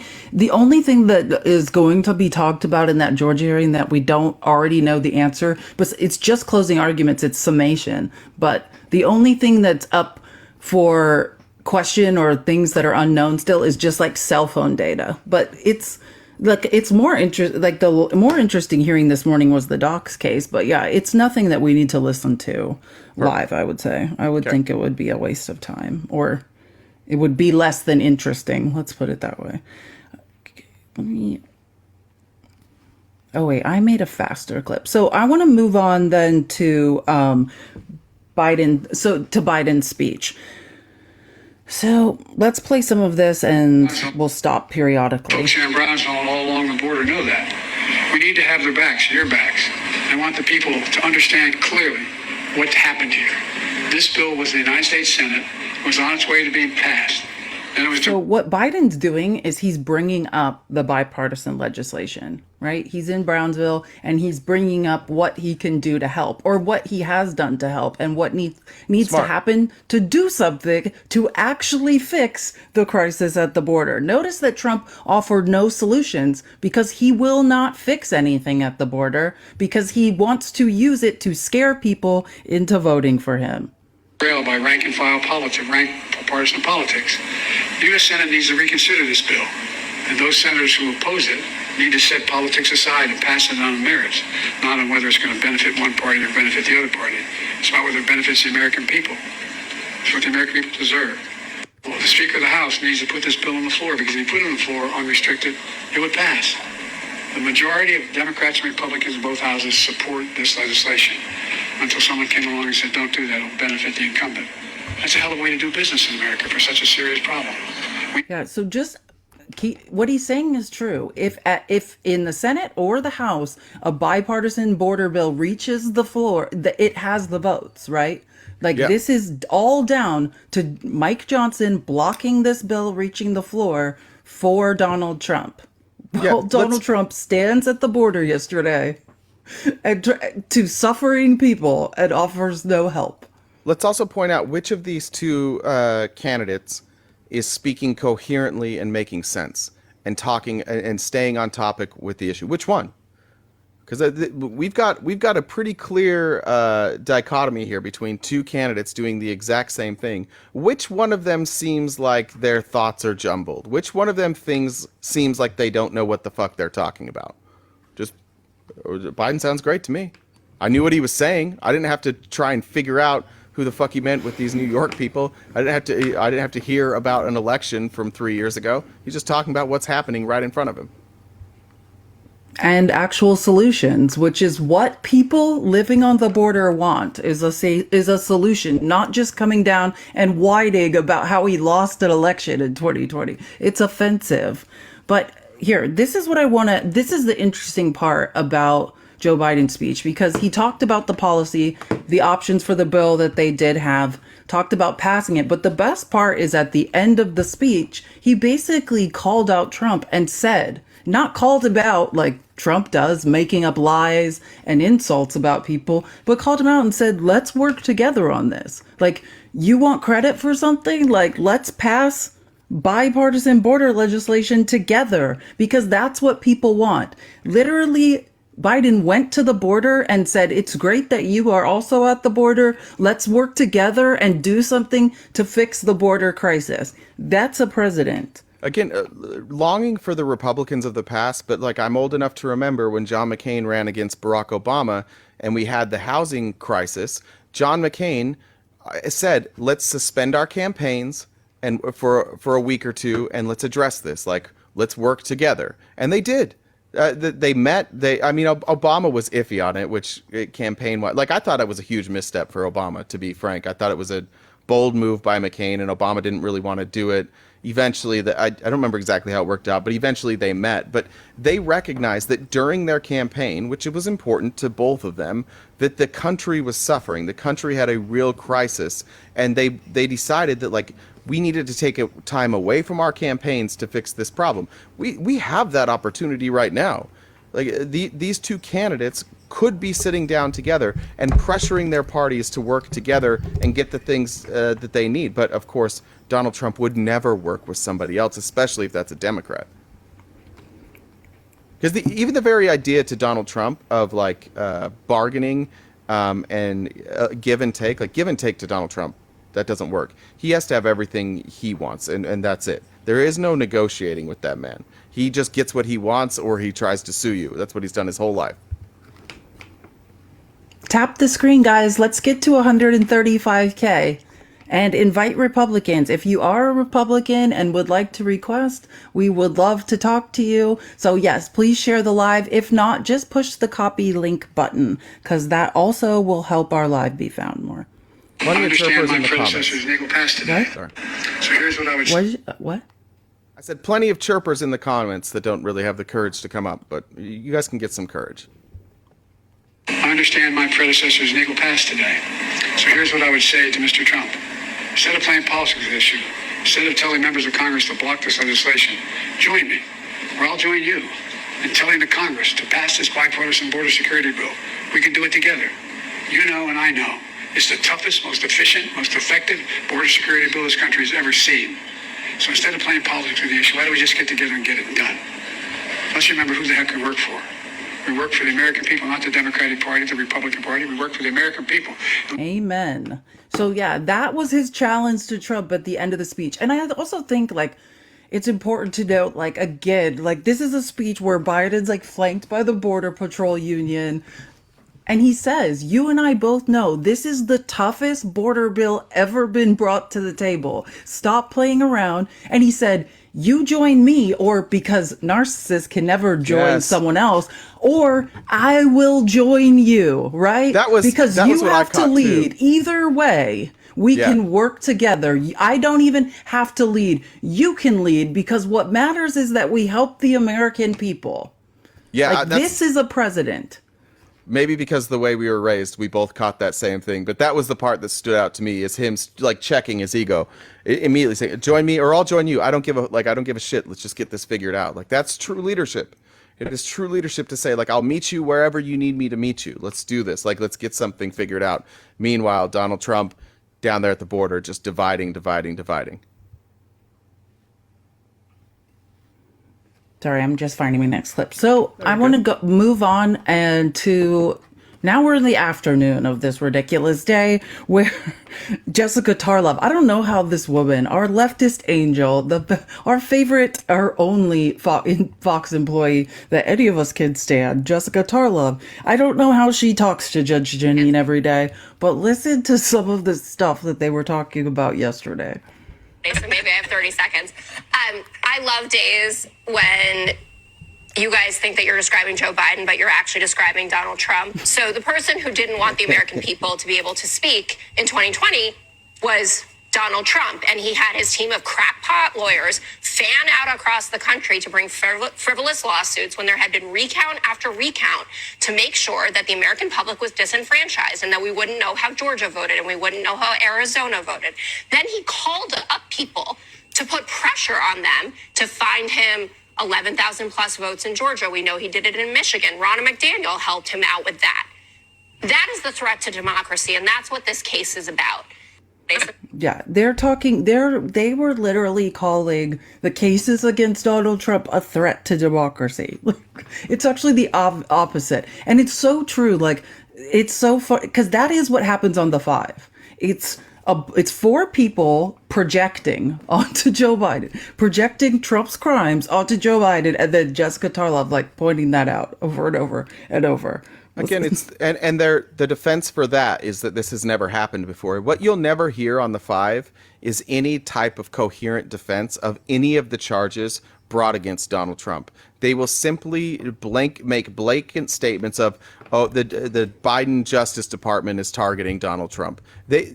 Not once have I seen a legitimate defense offered at any of the claims. It's the judge is biased, the jury is biased, the state is biased, it's a liberal this, liberal that. Not once have they ever gotten into the facts and said, like, here's why we believe Donald Trump is innocent. And that's the Republican defense for all this. It's Donald Trump's defense. If your only defense for hundreds of crimes is that everybody hates you, then you probably you're most likely guilty, because that's not an effective defense. If you had a better defense, you'd offer a better defense, but they don't. They have no better defense than that. Okay, so listen, this is hilarious. And when we talk about this impeachment inquiry, which is obviously a catastrophic disaster for Jim Comer and company, you guys say, well, we need to know if Joe Biden is dirty, right? I don't want to go in November 5th, show up and say, well, is this a guy who's making millions of dollars off of China and Uzbekistan, whatever, pulling diamonds out of his hair, whatever you're going to say? That's why they shut down the laptop. Oh, right, the penis pictures that were going to decide America's future. The point is, don't we deserve to know if one of the nominees for president is a felon? That's what this case is about. And Jack. So what I want to point out about what she's saying and why it's so important is what we are seeing for exit poll after exit poll after exit poll in every Republican primary is a huge percentage, 30, 40, 50% of people voting in those primaries identifying as Republicans saying, if he is a felon or if he's convicted of a crime, I'm not voting for him. So denying the American voter, when they're clearly saying in exit poll after exit poll, I need to know if this guy is a felon or this guy's a criminal or not before I vote for him, denying due process, denying people the opportunity to know that before the election is the crime. Sorry, that mute wasn't working. Tarlov has such a small window of time. This is what I appreciate about it. I think her brilliance is understated. Now, we all like her because she's the person that defends our positions on Fox, which kudos, I guess, to Fox for letting her be there. But she knows she has 15 to 20 seconds max before she's going to be interrupted. So what she is so good at is succinctly making points and finding the most critical pieces of information and interjecting those. She is phenomenal. She's one of the best people, one of the best talking heads in politics. I could not do what she does. I could not handle being cut off that much. I could not handle being lied to my face 4-on-1 that much. You guys, for those who have seen me in panels, like, I'm a wrecking ball. I'm like, fuck that. You're not cutting me off. I'm going to keep going. Tarlov is incredible. She is the most underrated, undervalued person in journalism, in my opinion. And every time I hear her speak, I'm just in awe of how good she is at what she does. Okay, and now, like always, here's just an interesting, proof that Judge Janine shouldn't really be there. Look, is there a drop in crime? Maybe, because police have been defunded, so there are no police to arrest crimes. Because she said, so this is again goes to the migrant crime wave. So Trump went to the border, lied to all these people's faces about a fake migrant crime wave that we've already debunked with that Stanford Economic Policy Research Institute study. There is no migrant crime wave. But in order to explain that, right, because now it's the opposite point is being offered. Like, I noticed because of Trump talking about the migrant crime wave, like, many, like on MSNBC, CNN, they spent the day actually debunking that with many different stats and stuff and showing, and I'm going to play some clips because Chris Hayes just tore it up, the migrant crime wave thing up yesterday. So I'm going to play that, and I thought this would be a nice segue. But yeah, Judge Janid's explanation is there's fewer police, so there's no one to arrest the crimes. Oh, yeah. Oh, because we defunded the police. I remember now. Judge Janine needs to get off the boxed wine. I don't know what she's talking about ever anymore. But so this is Chris Hayes yesterday debunked the migrant crime wave, and it was one of the best ones I saw. But credit to the honest media, let's call it, for actually getting out in front of this. Sometimes I think the Democratic messaging is slow, or just to even fact check the right's lies. Like we let them go on for months about the fake crime wave last time, before the midterms, before we started saying actually debating the crime statistics. But this is genius. Right-wing media at all over the past few months, you might have noticed that after spending years beating the drum on inflation, Fox News does not really want to talk about the economy anymore. They sure as heck do not want to talk about abortion. So what is their new pet issue heading into the general election? So-called migrant crime. That's it. Honestly, you cannot overstate the deluge of coverage. At any given moment all day, Fox is either reporting on crime, just finishing a segment of crime, or about to run a segment on migrant crime. Migrant crime is beginning to spiral out of control. There's a migrant crime spree killing Americans. Migrant crime wave, the migrant crime crisis, the migrant crime, the growing immigrant crime crisis. Every third day, there's a story about some sort of migrant crime. The drumbeat of propaganda has been moving not just Republicans, but public opinion overall in a really bad direction. A recent Pew poll found that a clear majority of Americans believe a large increase in the migrant population leads to an increase in crime. The problem is, it's not true. It is simply not true. It is a right-wing invention. According to preliminary data from last year published by the New York Times. He's killing it, and I just want to say to the audience, what Chris Hayes is saying, what Felice said before, Judy, I know you said you live in New York and there is an increase in migrant crime. What we're not saying is that there are no migrants committing crimes.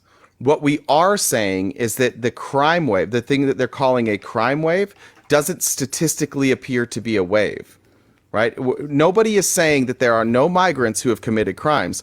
What we're saying is the data doesn't bear out that there is a crime wave, which is why everything Chris Hayes just covered there, all those clips he played of right-wingers talking about the crime wave, they're all talking about individual stories, and none of them are talking about the data. The data doesn't work for them, and Chris Hayes is going to get into that. But I just want to be clear. Felice and I are not saying there's no crime committed by migrants. Nobody is. We're just saying the data doesn't bear out this idea that there is a wave. Well, first, crime is down, and we'll learn more about that. But overall, crime is down, and just because 4 immigrants around the country committed crimes, and they say that those add to an increase in migrant crime, like in a percentage increase, it does not. That's the point. And we'll hear more about that. Quote, the country is likely to see one of the largest, if not the largest, yearly declines in homicides. That's right. We are going to set a record in 2023 for a drop in homicides. So to recap, homicides saw a near record single-year spike under Donald Trump, and it now appears the largest single-year decline in homicides ever in American history happened under Joe Biden. And I will further speculate that if 2023 saw the biggest one-year increase in the homicide rate in recorded American history, everyone would know about it. Exactly. But what's more, according to a new analysis from NBC News, quote, expert analysis and available data from major city police departments show, despite several horrifying high-profile incidents, there is no evidence of a migrant-driven crime wave in the United States. In fact, in many of the cities, like New York, that have taken in a huge amount of migrants, and there really have been a lot, crime has gone down quite considerably. That's down, not up.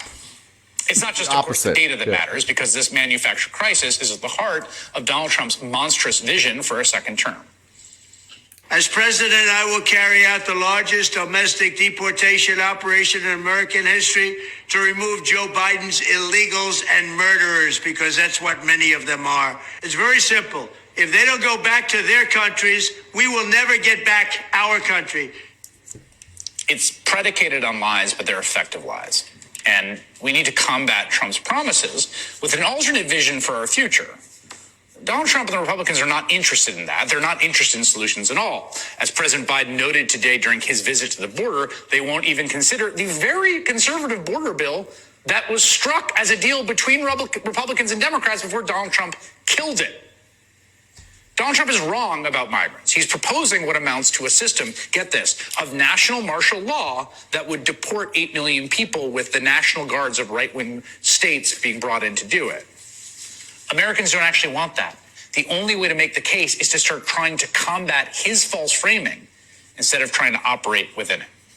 Amen. And so that is the point. Like, it's fascism, right? Extreme nationalism, right? Othering people, then dehumanizing them, making up lies about them, saying they are the perpetrators of a crime wave that is not happening. Imagine what Fox News is doing. This is a complete lie. And now we're going to deport and try to identify and essentially single out brown people. We did this under Sheriff Joe in Arizona, where we essentially would stop and frisk anyone with a tan and accuse them of being an immigrant who was committing crimes until it was declared unconstitutional to be doing that. He's creating this same dehumanization again based on lies. And I want to just say that name of that study again. That for anyone who needs the study, this is from the Stanford Institute of Economic Policy Research, and it's called The Mythical Tie Between Immigration and Crime. And this is a comprehensive study that will give you all the stats you need to disprove that there's a migrant crime wave. But the main one is just immigrants are 30% less likely to be incarcerated than are U.S.-born individuals who are white. Right? And when you factor in, right, because that's just why is this study just looking at white people? That's because if we factor in African Americans, immigrants become 60% less likely to be incarcerated because of the high rate at which we incarcerate African Americans in this country. So if you're worried about the crime wave, white people are 30% more likely to be part of that crime wave than immigrants. To my fellow whites, we got to do better, guys. We got to do better. But I did want to point out just a pattern with this version of the Republican Party. We've said it before, but Donald Trump ran on grievances in 2015. He ran on grievances while he was president. He ran on grievances at 2020, and he's ran on grievances since then. The problem with running a grievance campaign is if things get better, it fucks up your campaign. So you have two choices: admit that the grievance is gone or double down and lie about it. I would like to point out a couple of things that are universally true. Number one, there is no migrant crime wave. That doesn't exist. Number two, did you guys know that in January we saw a 50% decrease in border encounters? Did you know that less people are coming to the border? The fear-mongering by Republicans that these numbers would go up and they would never come back down and we would lose our country isn't true. And when we made the argument that we had destabilized a bunch of countries and there were people that needed a place, but eventually if we stopped destabilizing and if we stopped interfering, those numbers would drop, we'll see that. They expect to see a drop in numbers again in February. When you talk about the economy, Republicans will consistently tell you inflation is out of control, unemployment is out of control. But what do we know? We know that all of those numbers have subsided since Joe Biden took office. Joe Biden has dropped every significant number, or under Joe Biden, I guess, let's say that. Under Joe Biden, every significant complaint that Republicans are making have gotten better, and they're getting better month over month. But they're still running the same campaign as if inflation's at 10%, as if unemployment's at 15%, as if we have, 1 million people showing up at the border every day. They are running a campaign completely and totally based on outdated lies. They were lies when they were more serious, and they're less serious now, and the lie has remained. That's what happens when you run a campaign on grievances. nothing you say anymore is lining up with the facts. Chris Hayes correctly pointed out there that it is insane that the largest murder rate increase happened under Trump and the largest reduction happened under Biden. How the fuck could you possibly spin that to be anti-Biden? If you want to say it wasn't Trump's fault, fine, but then you can't say that Biden is a problem because it's better under him. The campaign makes no sense. Anybody who isn't political, anybody who doesn't have a side, if they were just explained what this campaign was and shown the data, they'd be like, that makes absolutely no sense. Who would believe this? The people who have been conditioned and told, don't believe data, don't believe the news, don't believe the government, don't believe anything but Donald Trump. That's where we're at now. There are no statistical analyses of any of these problems that line up with what he's saying. There's no statistical analysis for any of that. In fact, it says the exact opposite. Every fucking issue. I'm predicting a very, very wide margin of victory for Joe Biden in 24. Yes, most likely. So, okay, well, I'm going to skip around it. So I'm actually just going to skip really quick to 34 because I want to wrap up. So CNN actually during Trump's speech cut off and started fact checking it because there were so many lies. So I'm going to play part of that, of the actual fact checking of the speech because it's kind of funny.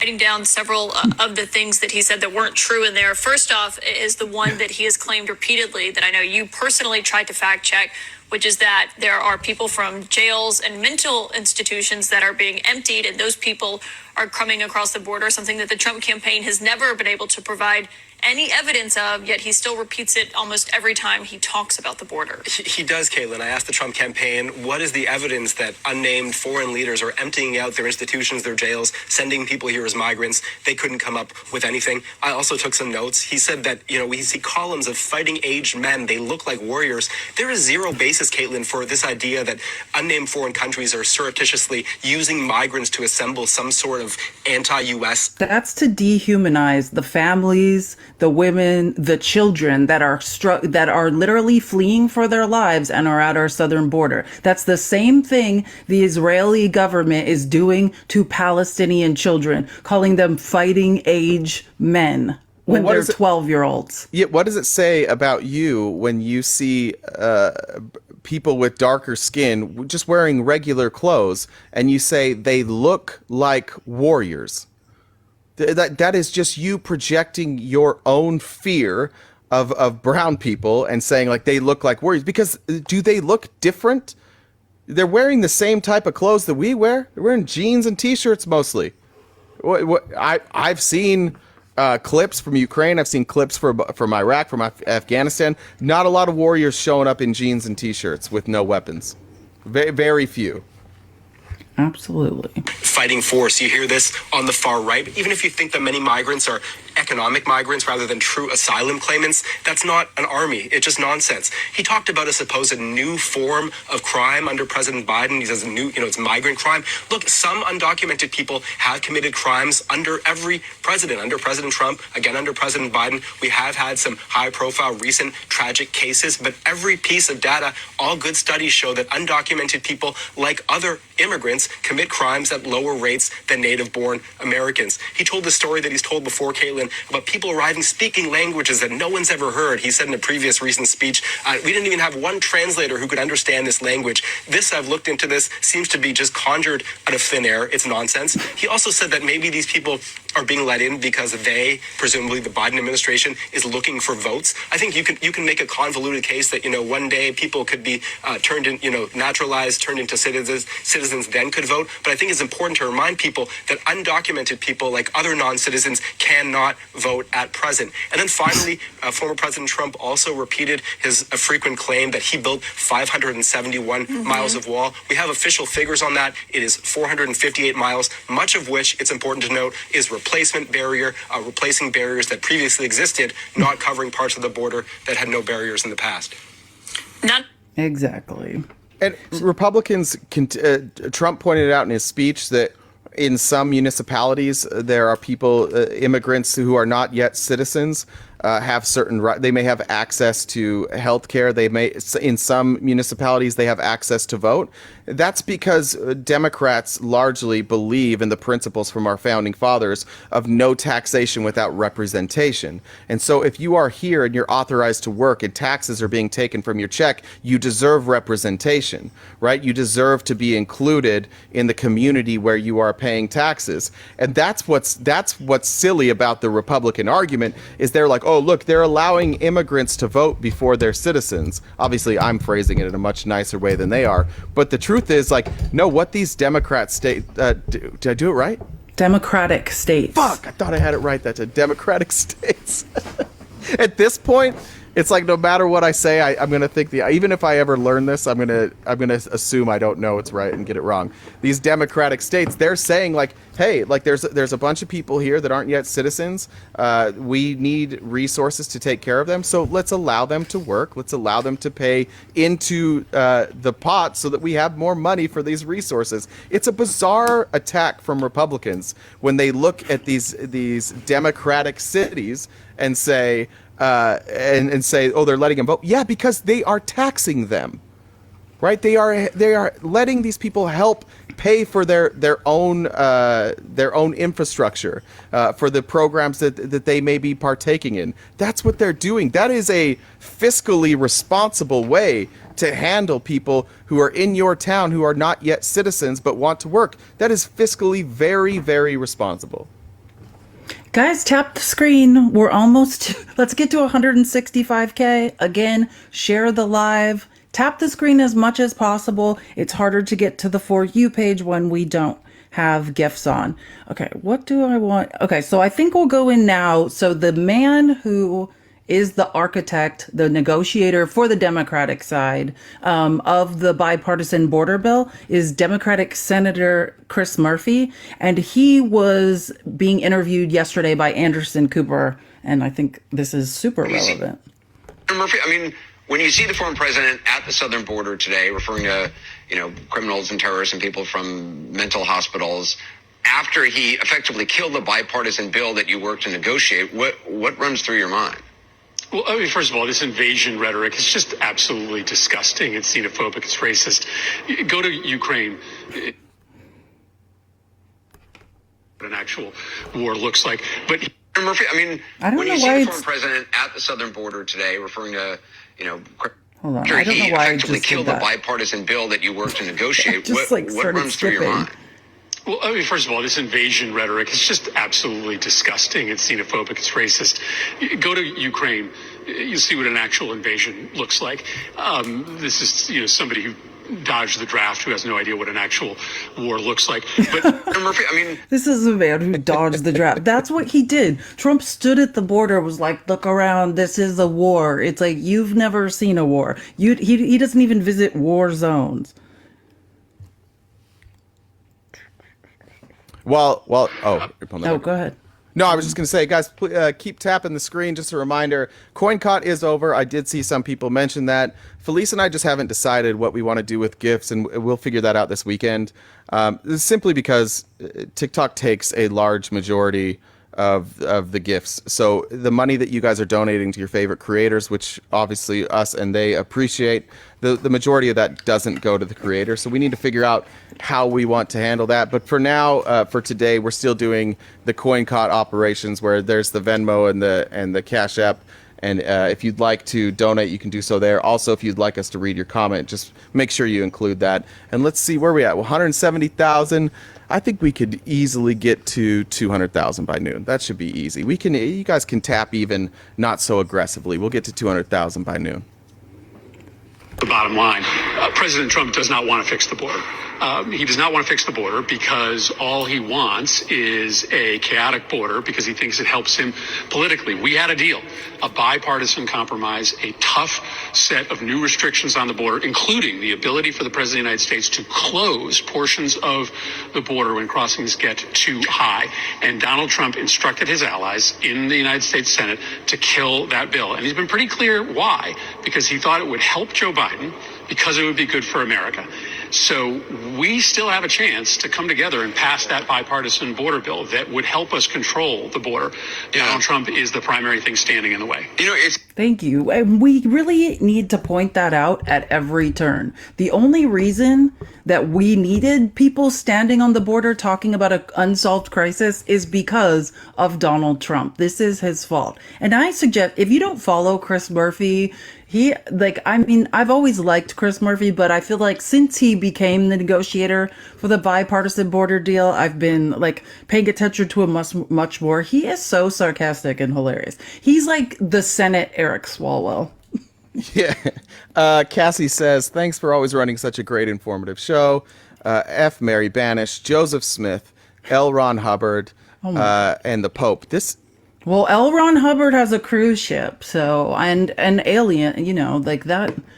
I think those auditing, oh my gosh. But then again, what happened to David Miscavige? Where's Shelley Miscavige? They disappear women. She's been the leader of Scientology's wife has been missing on and off for 25 years. So I don't want to end up like her, but there's a cruise ship. Maybe she's on the cruise ship. All right, so I'm gonna marry the Pope because that's just gonna fuck up the whole thing. They're not allowed. Well, he's the most decent of all. I'm gonna fundamentally change Catholicism by marrying the Pope. Well, he's allowing the LGBTQ couples to be blessed now too, so it's kind of appropriate. Yeah, I am.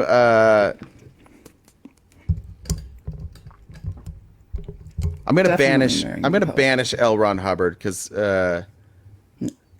What's the other? No, I'm definitely banishing Joseph Smith. He violated. I mean, I don't know if L. Ron Hubbard was a creep or not. I know that Joseph Smith was violating little girls. That's what I was trying to figure. In my head, L. Ron Hubbard did, but now that I'm thinking about that, I might have made that up. I don't know that there's any accusations. I've done a lot of research on Scientology. I don't know about that. I mean, there's definitely weird things. Like child labor is a bigger issue for them. They're like. Okay, so One Nighter is with L. Ron and Go Go Go Joseph. You're banished. That's a Joseph in the Amazing Technicolor Dreamcoat reference. Yeah. I was like, where have I heard about that? Where have I heard that before? Oh, wait. Okay. So hold on. I have one more Chris Murphy clip. Our compromise bill was supported by the pro-Trump Border Patrol Union. It was supported by the Wall Street Journal, the Chamber of Commerce. This was a conservative, tough bill that would have allowed the president to control the border. And because it actually would have been successful in controlling the border, Republicans led by Donald Trump killed it because they just can't imagine a world in which they can't exploit the border for political purposes. It also... Amen. Well said, Chris Murphy. Way to tie that up in a nice little bow. They cannot imagine a world where they cannot exploit the border for political purposes. I'm going to put you in an impossible position, but let's just pretend that you are a Republican and you stop campaigning on the border. What would Republicans campaign on if they did not have this border crisis? What would they campaign? I have no idea.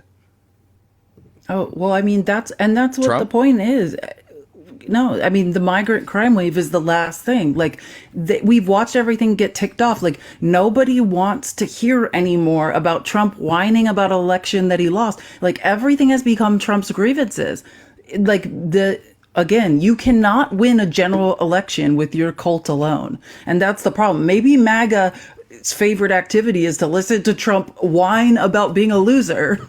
But the rest of the Republican Party and the entire left are tired of hearing it. So we can't listen to Trump talk about his crimes. It's not polling well. We can't. Then there was the economy. Remember, literally 6 months ago, think about where we were. All we heard about was the economy. And then every day the economy got better. They're like, uh-oh, what? What are we supposed to be talking about now? They literally cannot say a word.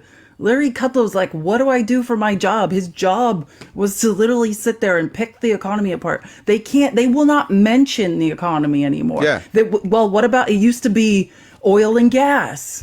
And you know what I mean? And the electric cars are taking over, but that's not what's happening. Nobody's ever drilled more than Joe Biden. This man loves drilling. They can't talk about that. They have literally nothing left but the lie of a migrant crime wave.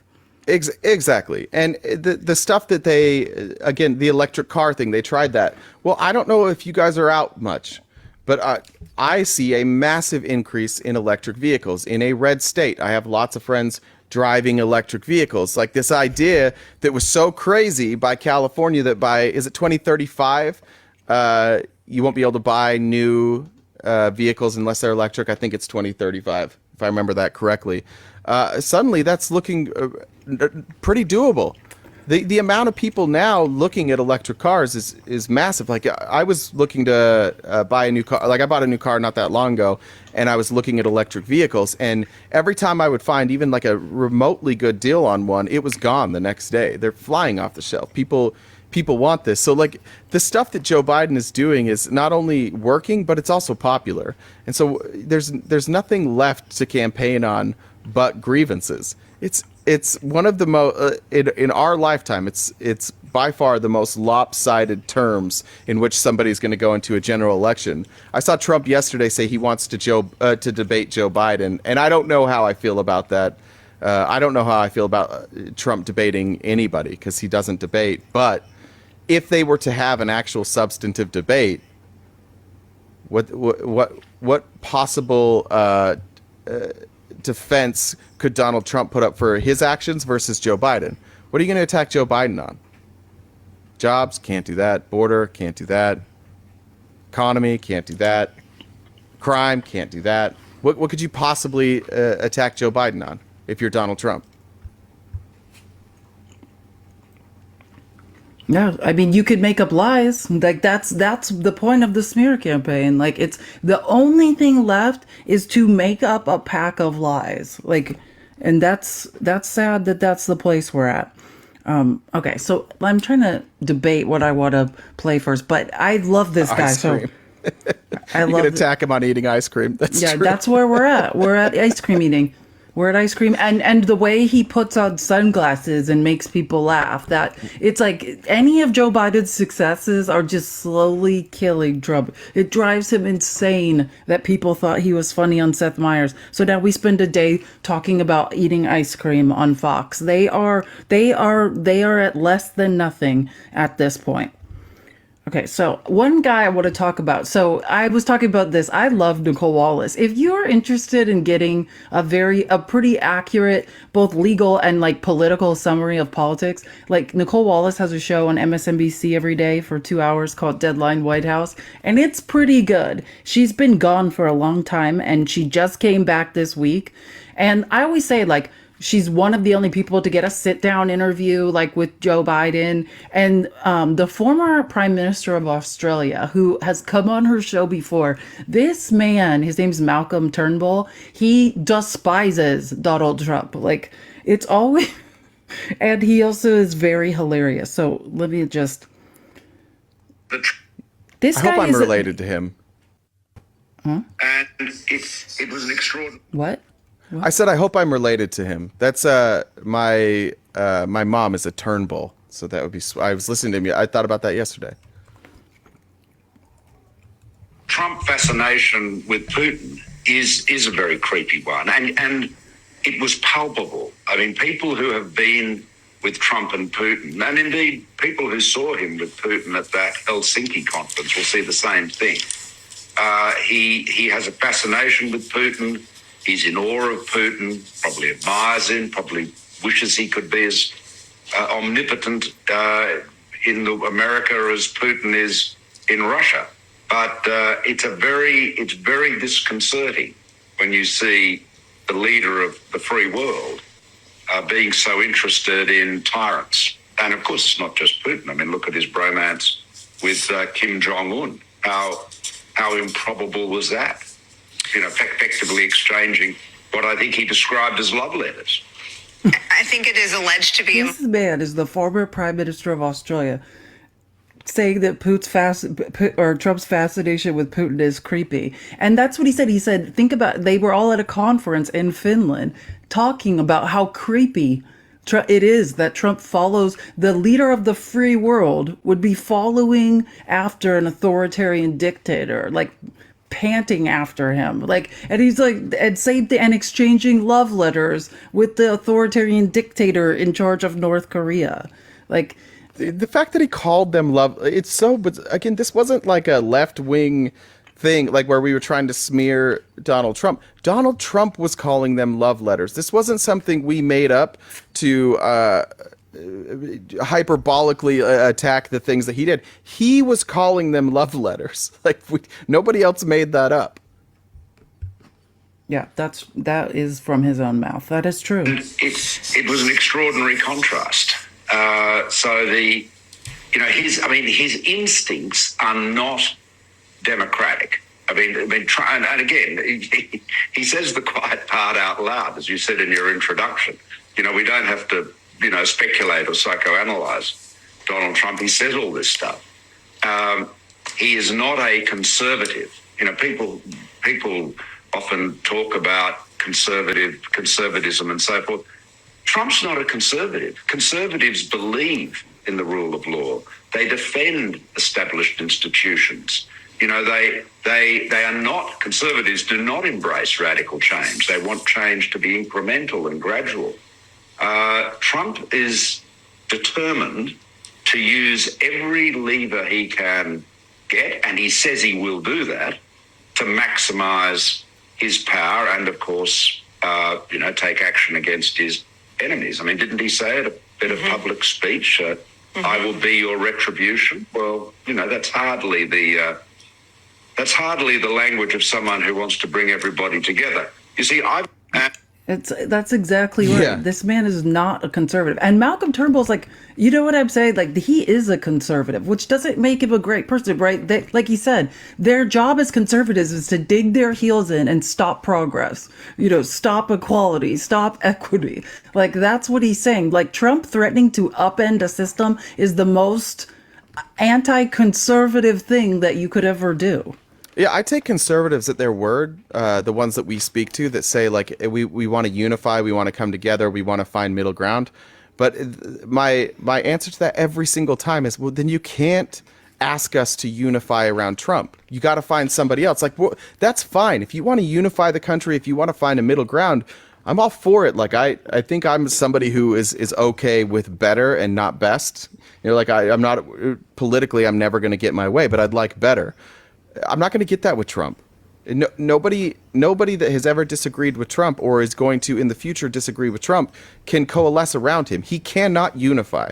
There is no scenario where he can unify. And maybe Biden has stepped on his own toes a bit at this point and alienated, at the very least, like the MAGA people. I'd probably agree with that. But Trump, certainly, he cannot unify. So I can't take any Republican seriously who says, like, we need to come together, we need to find middle grounds, we need to work together. You can't do that with Trump. You can't give us Trump and ask us to unify. Yeah, and this is probably my favorite thing. Like, one of the first times I heard Malcolm Turnbull speak, he was railing against Fox News. This was around the time of the what company was that sued Fox for and got 780 something million? Dominion, yeah. This is around that time, and he calls it angertainment, which is true. Fox is almost more. No one's more culpable than the Republican Party for the lies, but like the proliferation of the lies, the indoctrination, the spreading of the cult, and why?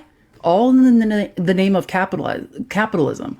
When Fox got rich or realized they could get rich, it was off of disparaging Obama. It was off of the birther stuff, right? That is when Fox took this 180-degree turn and decided to lose any sense of telling the news. It's angertainment. Appeal to people's baser instincts, their hate. Tell them they're being replaced, right? Tell them their African-American president wasn't born in America, because that's what they want to believe. Like, Fox News is so dangerous for what they've done. And it was an extraordinary contrast.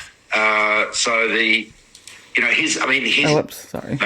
what Trump does, and of course Viktor Orban, who he's also fascinated with, as you said, does the same thing in Hungary. What he does... He's talking about Viktor Orban, the guy who had CPAC Hungary, Trump's bestie Hungarian dictator friend. That's who he's referencing. His goal is to divide, take advantage of those divisions and then use that to, rile up his supporters, so that he can get enough support to win. And it's this, this is supported by the right-wing media in America, particularly Fox News, what I call angertainment. And it's doing unbelievable damage to your country. I mean, you live there, you know what it's like. The problem for the rest of us, we all have a stake in your election, but we don't have a say in it. Did you hear what he said? And that's so true. The rest of the world is watching. Like, people think Biden is just saying that. These people are all affected, right? We're supposed to be the leader of the free world. We're not going to honor our NATO commitments. We're literally being taken, like the Republican Party is being taken over by fascism and authoritarianism while we all watch. And like he said, they all have a stake in their election. They just don't have a say. They don't have a vote, but they're all watching, wondering what's going to happen. Yeah, that's the problem with the America First movement. Is it's a bunch of people who are just completely comfortable with a world that we created.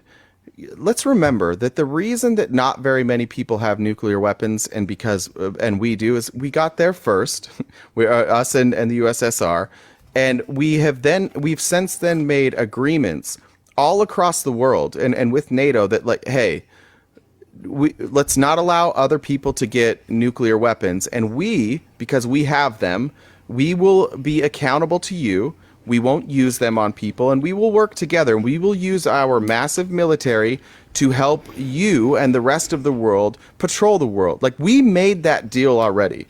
That deal has been made. We're as powerful as we are because of that. We have the military might because of those deals.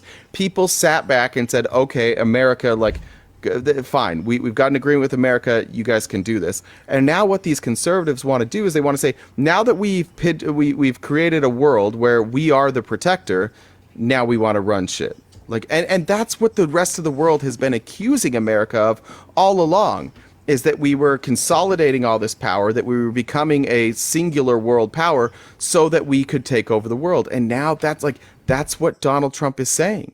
He's saying that's fine. Like, let's let these other dictators go in and wreak havoc across the world. All these countries who now are ill prepared to defend themselves because they've made deals with us. Let's just go ahead and pull out and leave them hanging. It's disgusting. It's the least honorable thing I think a president has ever advocated for as far as foreign policy. There is no honor in that. And for Trump and for Trump supporters, it's constantly about money. It's always about money. It's we spend too much money. That's not really what this is. It's that this is an opportunity for Donald Trump to have grievances. It's an opportunity for him to cozy up to dictators, to get an idea of how they run things. And when he sees how they run things, he's like, that would be nice. It would be nice if people weren't allowed to tell the truth about me. It would be nice if I wasn't allowed to be investigated. It would be nice if I could just be completely corrupt and have steal no all the money I want. Yeah, it'd be nice if I never had to be taxed again. Like, he's literally, that's why he likes dictators. That, and he was raised by an authoritarian dictator. He's apologizing for his own father. Freud really got it right. That's what Trump is, an authoritarian apologist. And if he could make sense of the authoritarians that he meets now, maybe in some way he can understand his father. Yeah. Like, to the conservatives, if you want to spend less money, if we want to spend less money across the world on military, great. Let's stop invading other countries. Okay, let's stop interjecting ourselves in places where we maybe don't have an interest. But right now we have an interest in Ukraine. We have unfortunately an interest in Israel, and I hate the interest that we have in Israel. But like, we could spend less money militarily. We could do that. We don't. Republicans aren't going to advocate that we spend less money on the military. Trump just wants to be able to have no consequences. Tap the screen, guys. Let's get to 215K. Like, do you guys really think Donald Trump would not, if he had the authority, do you really think for 1 second Trump would not invade Mexico to take out the cartels, like has been brought up? Do you really think when another country criticized him, he would not use the military if he had the opportunity to hurt them, to go back? Do you think Donald Trump wouldn't try and go take land from other countries? Like, who are we talking about here? We're talking about somebody with no morals, none whatsoever, and a vindictive personality. It's in his book. It's in his book. If somebody hits you, you hit them harder. And oftentimes Trump's not even being hit. Just somebody says something that's true, and he goes after those people. This is not the type of person who should be leading a country with unilateral power. We should all be grateful for NATO, because NATO has checked Donald Trump's power. What do you think Russia? How do you think things? Because the only one that ever used NATO was us. Right. Yeah.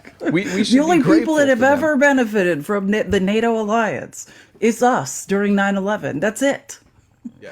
That's the only time is when we used NATO. But otherwise, we have to listen to Trump whine about it as if something had happened. We had them come and help us as we invaded Iraq and Afghanistan too, like to get revenge on something that happened to us. That's the only time Article 5 has been revoked or invoked, was so that we could benefit from it.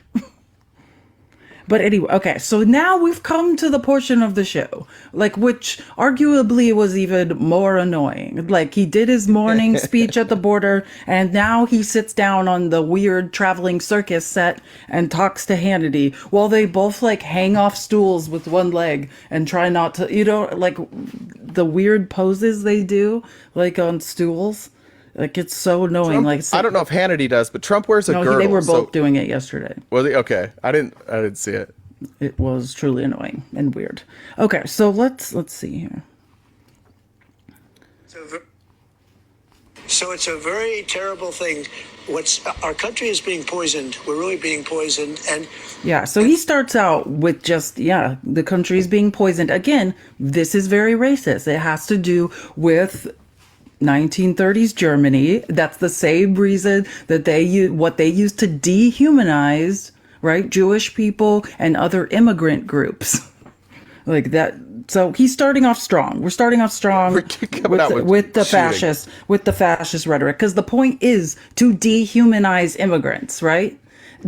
Think about what they're trying to do with Palestinians. That's the goal for the people on the other side of on the other side of the southern border. Make them, in people's eyes in America, not humans. Just walking into our country. So something has to be done. The problem you have is Arizona. You have a governor, a very liberal governor, that a lot of people say shouldn't be the governor. And in California, Newsom's doing a terrible job. He's doing... So he's now trying to talk about other governors handling border issues. Our border issues in Arizona are going fine. Not fine. I don't want to say fine, but the border in Arizona is much more under control than the border in Texas. So if we're just talking about by who's governor and who's failing, certainly not the governor of our great state of Arizona, Katie Hobbs. She's not failing. By that logic, then Abbott's failing. But really, I also wouldn't call no governor's failing for who shows up to the border to the south of them. Yeah, if you want to call one of them a failure, it's certainly Abbott. I would also maybe take issue with calling Katie Hobbs a very liberal governor. Katie Hobbs is just a moderate Democrat. But also, hold on, I just want to play. I got to play that again just because it's hilarious what he said. Something has to be done. The problem you have is Arizona. You have a governor, a very liberal governor, that a lot of people say shouldn't be the governor. A lot of people say shouldn't be the governor. By that, he means Carrie Lake and him. That's a lot of people say shouldn't be the governor is Carrie Lake and Trump himself. Those are the people he's referring to when he says people don't want her to be the governor. I'd also like to, Trump does this all the time. It's like everything is a poll. A lot of people saying something doesn't mean a goddamn thing. There's a lot of flat earthers in this world. A lot. Just because a lot of people are saying something, it's not evidence that of anything, but Donald Trump is just throwing out his little crumbs to the election interference people or the election fraud people. He's got to get that out there. Never mind the fact that there's no evidence. Only dumb people think that. That's it. Only dumb people. So to the wrong area. They went to an area that the governor and myself have done a good job on, and there's essentially nobody coming through. So this is one of my favorites. You're not seeing it. This area is tough. So what he's saying here is that Biden didn't go to the right area. Biden went to Laredo. If you know about Brownsville, Texas, this is absolutely a place with border issues. But Biden, or what you just heard Trump say, he said, I already fixed that area. He said... Yeah. The guy who didn't do anything for the border literally stopped the bipartisan border bill, insults all of our intelligence. He's done nothing for any border anywhere ever, and is now sitting there saying, well, where Biden is, I already fixed that. Fixed it when you blocked the bipartisan, the toughest border bill in history from being signed into law. Is that what you're referring to? He's the thing you already fixed that couldn't, no, he's done nothing for anyone. Oh, I just checked. He sent them paper towel and McDonald's. Yeah, he threw them some paper towels. And when they needed a working power grid. Yeah, that's something he does from time to time. Look, you and I made this agreement 2 weeks ago. No, actually, a month and a half ago. Oh, really? Yeah. That's interesting. But Did you hear? I'm sorry. It's just funny because he's like, you and I made this agreement 2 weeks ago, because he always says 2 weeks. Trump, in his mind, always says 2 weeks. He's like, you and I made this agreement 2 weeks ago. And he's like, it was a month and a half ago. Trump's like, that was interesting. He's like, that's interesting. It's like, you don't remember when anything has happened. My 4-year-old daughter does the same thing. She calls everything the other day. Just no matter when it was. It could be, No, but just notice that he can't remember 2 weeks ago, let alone a month and a half ago. But what is being debated in Robert Hur's report is Trump not remembering the exact year he stopped being vice president. That's years ago. Trump can't remember 2 weeks ago, is what we just learned. But you guys are fine with that. Like, the hypocrisy knows no bounds. For the life of me, I can't come up with any rationale or reason for this. So there's two things that you think of. Number one, they maybe want the votes. They think that they're going to get these people registered and to vote. And I'll give you citizenship. I hope you remember me at the polls. All sorts of things, but I don't know. I'm doing very well with Hispanic, and you have a lot of Hispanic coming. But the fact he doesn't even. I'm doing very well with Hispanic. You have a lot of Hispanic. No. He is saying that the reason Biden, which by the way, Biden is the one, or right now, that brought a bipartisan immigration bill he was going to sign, the toughest border bill in history. But he's positing. Good. I don't think we should rule out that when he said I'm doing very well with Hispanic, he just meant Marco Rubio. I think maybe he didn't mean, that's what he meant. And he forgot his name. But he remembered that Rubio was Hispanic, so he's just like, I'm doing really well with Hispanic. Okay. It's possible. But yeah, like, just as you're just gonna leave me on that. I don't know what you want me. I don't think this is funny though. Like, I am Hispanic. I find it very upsetting that he's doing this, and that he would say that people who south of this border are huge, like a huge portion of them are in fact conservatives. Again, making the Hispanic population, which there are many Hispanic or Spanish speaking countries, right? Hispanic refers to countries in which Spanish is spoken. So where Spanish colonization happened, but acting as if we're all a monolith, homogenous, right? Everybody thinks the same. Everybody feels the same. Everybody who crosses the southern border will vote for Biden, when as a matter of fact, more than 50% of their political beliefs would go completely against voting for the left. Like, I understand you're making a joke. It's just like, for me, it's like, I get tired of these jokes, like, of people, like, it's at some point, Trump needs to recognize that not all brown people have one brain. Yeah, I agree with that. But I took two of them, and I aced both of them. I'm very proud to say, meaning I got it all right. And they're not. Ronnie Jackson did one. They're not that easy. You know, they show you the first ones are pretty easy, and then you get into the middle category. Then you get to the end questions. Very few people could answer those questions. They're actually very tough. I've seen the test. But I took two of them. Okay, I don't know who that's listening to this has ever had a cognitive test. I have, like, one like the full thing. Nobody on earth doesn't miss a question on a cognitive test. Like it's just cannot be understated how hard they are. So that's how I know he's lying. Like nobody can get 100% on a cognitive test. They're IQ tests. Like they're designed so you don't get them all right. No, I'm pretty sure that when it originally came out, he was honest, like he had missed some. And I think he has now this changed is a new it to narrative. I aced it. Yeah. Now he's saying, now he's saying he aced 2, not just 1. It's impossible to ace 1 cognitive test. But now he's like, for whatever reason, I think it's because obviously Trump watches media all day long and people are relentlessly pointing out because he wants to sell a narrative that Biden is senile, which is obviously not true. But as long as he is, then the media is pointing out every cognitive mistake that Trump makes. That I think he feels like the way to combat that is to just increase the number of fake cognitive tests that he's aced. Like next week, it's going to be 4. This is the guy that loves to talk about how smart he is, loves to talk about how he went to Wharton, and yet has sued every school or threatened to sue any school who releases his transcripts. Have we seen the results from this cognitive test? No. Donald Trump regularly talks about how he does academically, and yet will not allow anybody to release those transcripts. If you got into Wharton and you got good grades at Wharton, even if you had a 3.7, 3.5, 3.0, like if you're at Wharton and you're getting good grades, like release those transcripts. That's fine, but not Donald Trump. He has to threaten to sue anybody who's why? Couldn't be because he paid to get in. Couldn't be that they're not that impressive, right? Yeah, I concur. I think we did see, was it from Fordham or was it from Wharton? One of his transcripts came out, and yeah, he's like a CD student, right? Like, which I don't remember. No surprise there. I didn't know one came out. I had no idea. I'll look that up.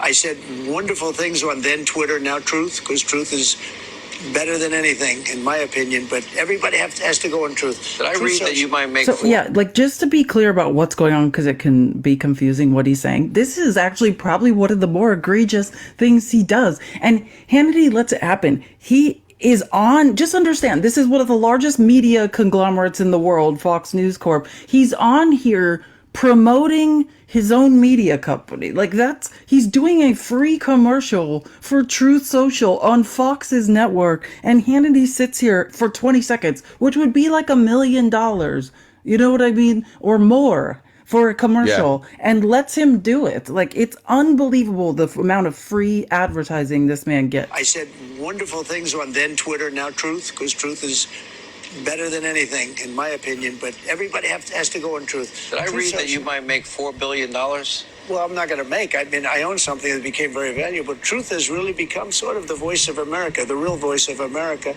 and it's what I use exclusively, and it's... I said... Did you guys hear that? Everybody needs to join Truth Social. That's where the real voice of America is. The real... By the way, and at the same time, I know you have this story in there, we may not get to it, but like on Truth Social... Surprise, surprise, they are literally editing the truth. Like Donald Trump is literally, he's editing other people's articles and then putting them out as if he takes out the parts that he doesn't like and then reposts them on Truth with the parts missing that he didn't like. That's fascism. Like, just to be clear, what Russian state media does, what Chinese state media does, that's what they do. They edit articles. They decide which parts of articles need to be redacted. Also, this was sent by one of our mods. Truth Social co-founders are suing the company, claiming Trump tried to dilute shares. I just want to make sure Kim got credit too. It's somewhere in the outline. Yeah, it's crazy. There is a war going on of the money that the Russians used to bail out that company. Yeah, and by the way, that media company has only survived through Russian bailouts when you follow the money. It's super interesting. Over pure nonsense that the radical left said there's no way he's going to be in, like the thing in Manhattan. And why didn't they do it years ago? They should have done this years ago. They shouldn't have done it now right in the middle of an election. I don't even think if you look at DOJ, the rules and regulation, they don't even have the right to be doing it now. But they did it to interfere with the election over pure nonsense. Oh my God. I don't even know what to say about this guy anymore. Like Sue, well, I can tell you, Sue sent the picture of his Fordham transcript. English 102, D+. Told ya. Intro to Management, C-. Microeconomics, C-. Managerial Finance, C-. Statistics, this won't shock you, F, for a 1.28 GPA. Brilliant. That's your guy, 1.2 GPA. Failed statistics. English literature, D+. Intro to Management, C-. Micro, like all of these things that he claims he's great at, just getting decimated. That's amazing. I had never seen that. I don't know how I missed that. Wants to stop MAGA. I want to make America great again. Our country's in big trouble right now. You look at what we're looking at right now. We're looking at walls and fences. You know, with me, they knew they wants to. So just again, understand the walls that this man constructed, the fences that this man constructed, the militarized zone that this man and Greg Abbott constructed, right? That Trump instructed Greg Abbott to construct. Trump is now saying are ugly, and they won't. I guess he's gonna fix that. But isn't the whole point he's supposed to build the wall? Like, nothing he says makes any sense. Unbelievable. The wall he demanded they construct, the barbed wire he demanded they put up. These people are like, we don't want you here. The set he's sitting on that they constructed that people don't want there. He's like, look at all this stuff. Why is this all here? It's like, this looks like shit. It's like, yeah, you put it all here. They're asking you to move it and to leave their town. But still, can you imagine how insulting it must be to live there? And this man is doing this? Well, and it's interesting that these pictures exist, these videos exist, and Donald Trump getting down to the border is like, what the fuck? Like, this is, like, have you not seen this? It's gross down here. Yeah. I didn't know it was like this. I mean, like, he has no idea what's going on. And I said, what's the issue? What is it? Explain. What is it exactly? And we're talking about the IVF. And I said, we want that. We want people to help. We're on the side of women. Oh, Trump's on the side of women now, guys. The guy who's coming up with ways, even if he can't get 60 votes in the Senate to ban abortion, that he's going to ban being able to mail mifepristone through the mail and things like that, is on the side of women. The man responsible for overturning Roe and the Dobbs decision, which led to IVF being banned in Alabama, is here for women, guys. And by the way, when he says he's on the side of women, what he, of course, means is that he will follow you into your dressing room to protect you. That's what he means. That side of women. That's the side of women he's on. The bad side. You know, have gone, much different than a lot of people thought. But everybody on both sides said it has to be in the States. We did a very good thing, a very big thing, a very important thing. Probably hurt the Republicans because a lot of Republicans really didn't know how to talk about it. But they have gone. He's talking about Dobbs, about abortion, taking credit, saying it's a good thing. And saying it had both sides, saying Democrats and Republicans wanted it to be sent back to the states. No, the only people interested in states' rights are the Republicans, and certainly not people with uteruses or African American voters. Like, states' rights has never helped any of us. This was not something that Republicans endorsed, and you saw what happened when this went back to Republican states. Is that largely Republican states were like, "What the fuck?" Like, and like Kansas, for example, they went on to try and protect this. It was a terrible decision. I can't believe he's bragging about this. And again, it goes to show not how tone deaf. Like I think tone deaf is too kind. I think stupid is a better word, or oblivious. Donald Trump has no idea what he's talking about. He has no idea what people like. He's bragging about the most unpopular thing besides himself to come out of his presidency. This is the worst thing that happened coming out of his presidency, was this decision, and he still brags about it while at the same time advocating against it. These were protections given to women, the party of women, and now he's out here bragging about taking away the protections, the legal protections for women. Again, think how insulting it is that the man who appointed the conservative justices and also is bragging every night, every Trump rally is bragging about overturning Roe Wade, bragging about the Dobbs decision, saying it was him and he's proud of it. Then in our faces is like, oh, like IVF's not a bad thing. It's your fault. We're all trapped in this position. Don't insult our intelligence by then saying, like, you're on the side of women. You're not on the side of women. And unfortunately, I wish that was the worst, but it's about to get worse. Now, and we know from... Oh, sorry.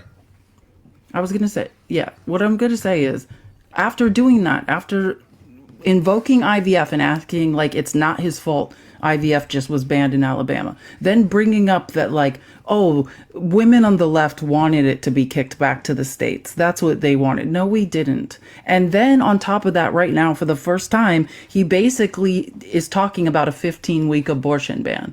Like, so saying, oh yeah, people wanted it to get sent back to the states, but now he chooses this time at the border where they don't want him to talk about a 15-week abortion ban. Like, this is where we're at. Republican women, at any moment, if you want to wake up and stop propping up the patriarchy, we're open to that idea. Largely, this they're is coming real in quick. with a This is a guy who we know if he wants something done, if he's upset about something. We heard the call with Brad Raffensperger. He will call and he will put pressure on people. If Donald Trump wants to protect IVF, he can make those calls. He's done it before. He can openly denounce the ruling. He can go after Republicans. He can demand that Republicans, like voting for his impeachment, demand. If he really cares about something, we've seen what happens when Donald Trump actually cares about something. It gets done in the Republican Party. If he really does think this way, get it done. If you could pressure every single Republican to offer protections for IVF if you wanted to. They would all vote for it tomorrow if you told them to. You cannot take somebody seriously who will go through to great lengths to get everything he wants, but then when he tells you there's something that he wants and you see him doing nothing about it, you know he does not care about that. Largely, they're coming in with a certain number of weeks. And the number 15 is mentioned. I haven't agreed to any number. I'm going to see. We want to take an issue that was very polarizing and get it settled and solved so everybody can be happy. But I will like, that is the first time he's talked about a national abortion ban. And he's like, oh, well, they're saying 15, not me, but like, that's the number and we'll figure it out. Like, here. That's for one of the biggest issues in the country. 2 clips ago is invoking states' rights, right? Yeah. Is it states' rights or is it a 15-week federal ban? Which is it? And to Republicans, this isn't a winning message for you. It's not. There are women across this country, right-wing, left-wing, Republican, Democrat, independent, that they care about this. And when you're saying, some people are saying 50, we'll figure it out later. That's not an effective campaign strategy for you. That will not work for you. You will lose votes. Women are not going to just say like, well, he'll figure it out. We trust him. We trust this guy. That's not a winning message. Well, yeah, and I want to be clear.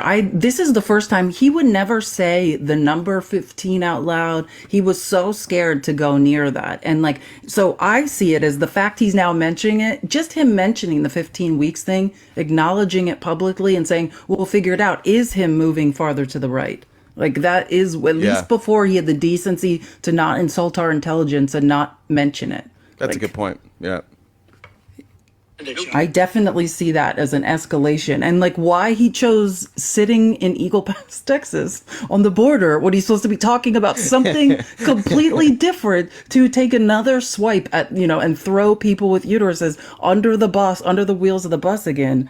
Yeah, timing. Probably his campaign managers are like, what the...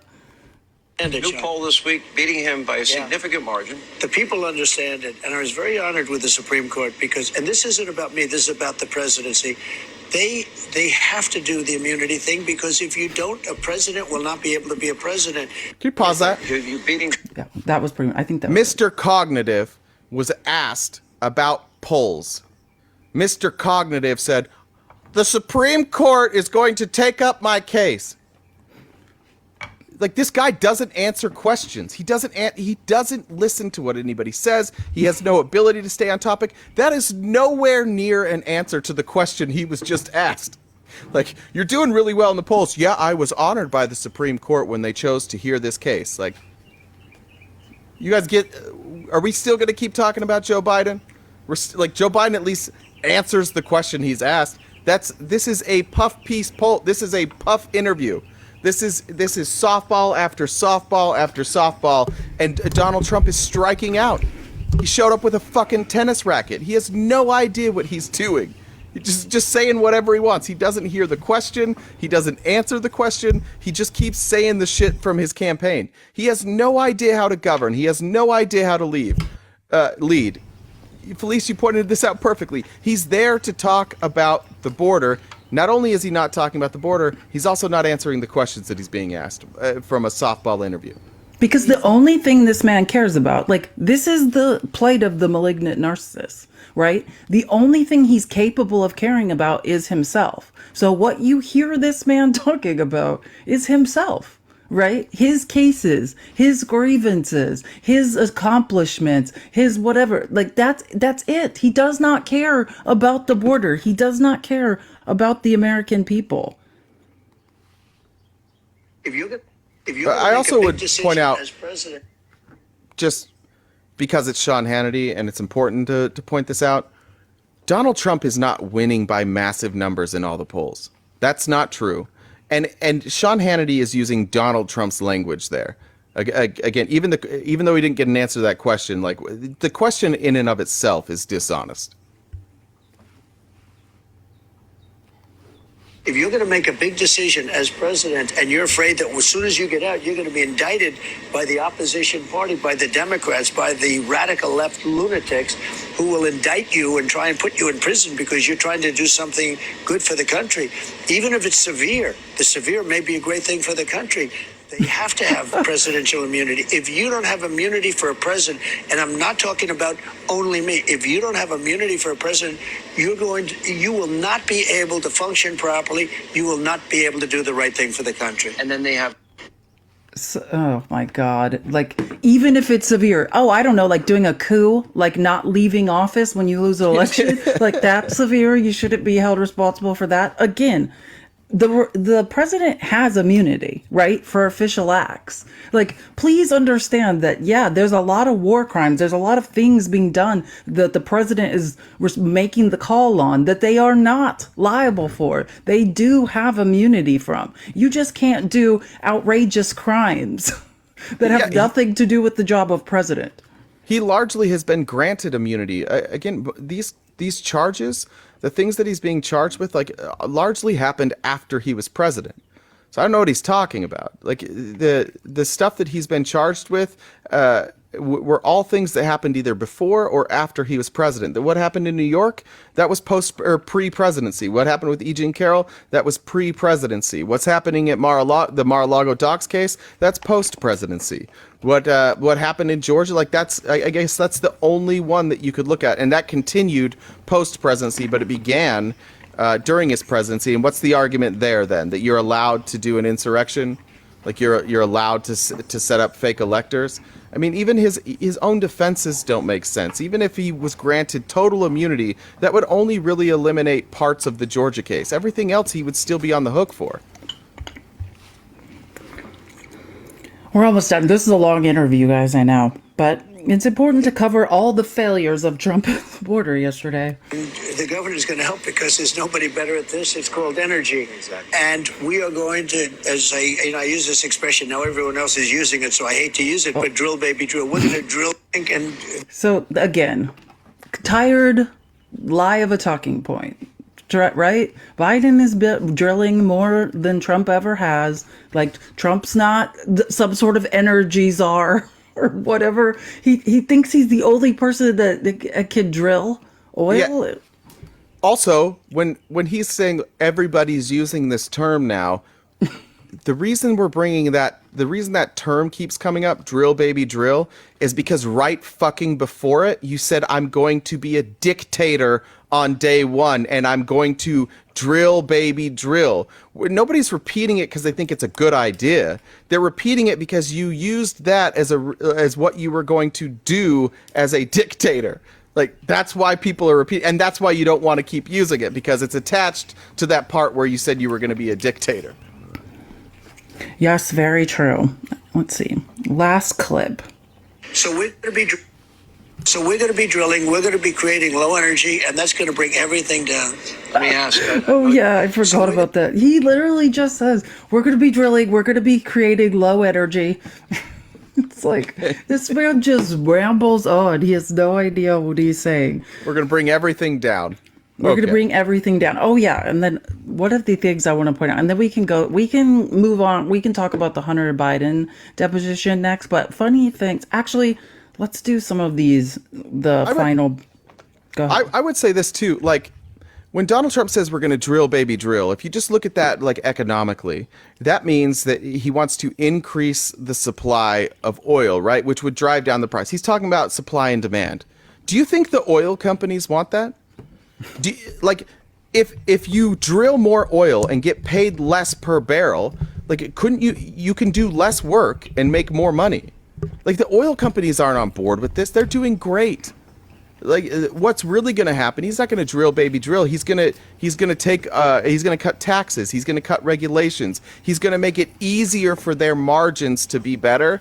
And then they're going to continue to make obscene amounts of money and charge the American people as much as they possibly can for gas.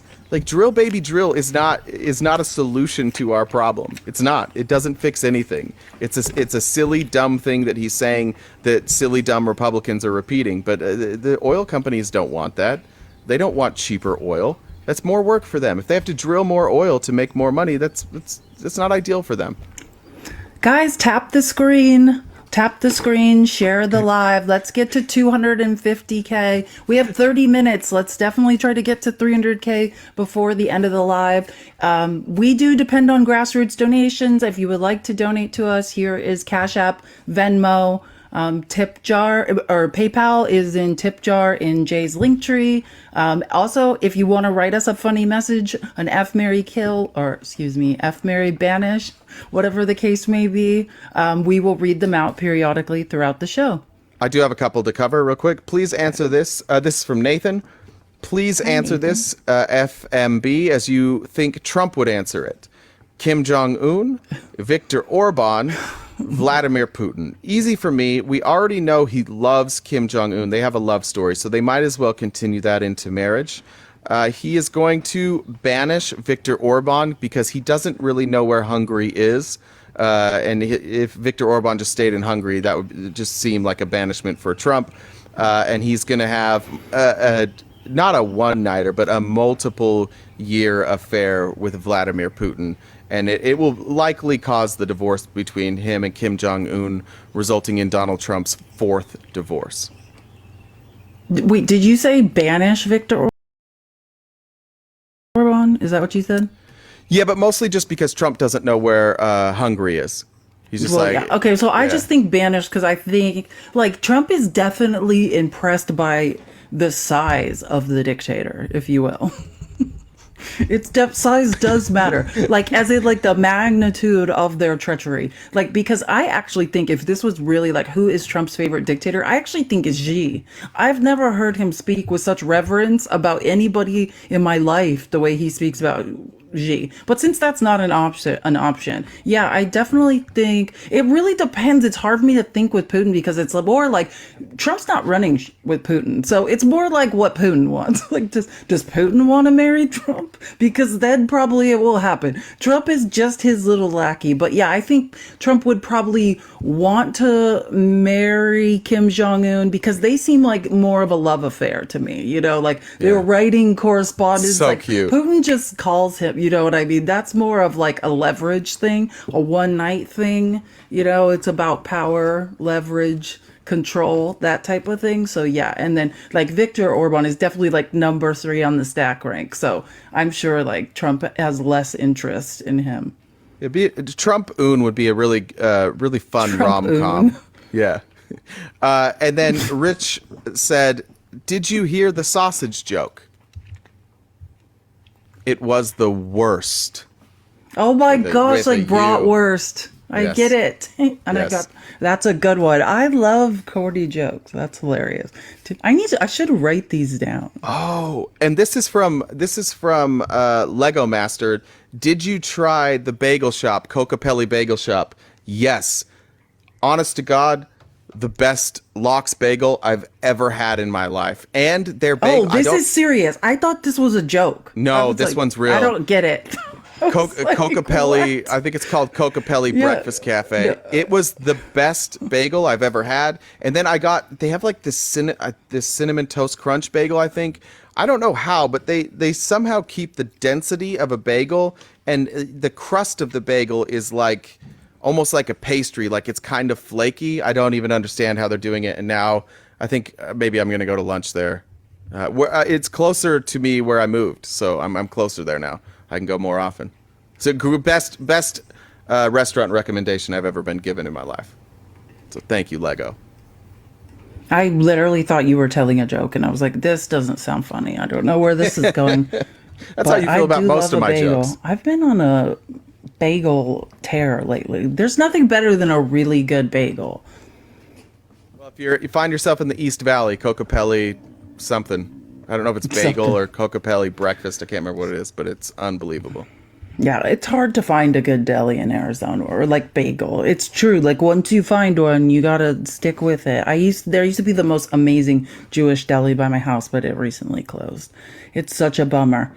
Okay, so what I want to do now. Oh man, this is good. So I just got to play 2 clips. Like we can go, like what we'll do, because I'm gonna read the rest of the Hunter Biden deposition. So we can go over it in more detail probably on Monday, but I just want to go over some of the garbage things going on in the media. So, of course, this is coming from none other than Mr. Propaganda himself, Jesse Waters. Jesse Waters he's doing it more as a joke. That's the thing. With Tucker Carlson, there's a lot of anger and malignance and bitterness about not being accepted by the left-wing media. So it's Tucker is trying to do some damage. I think Jesse Waters is just I'm doing a stand-up show, and if I have to lie as part of that, this is just entertainment. Yeah. But yeah, so anyways, here we go. Why wouldn't he? Hunter then said, yep, my dad's the big guy.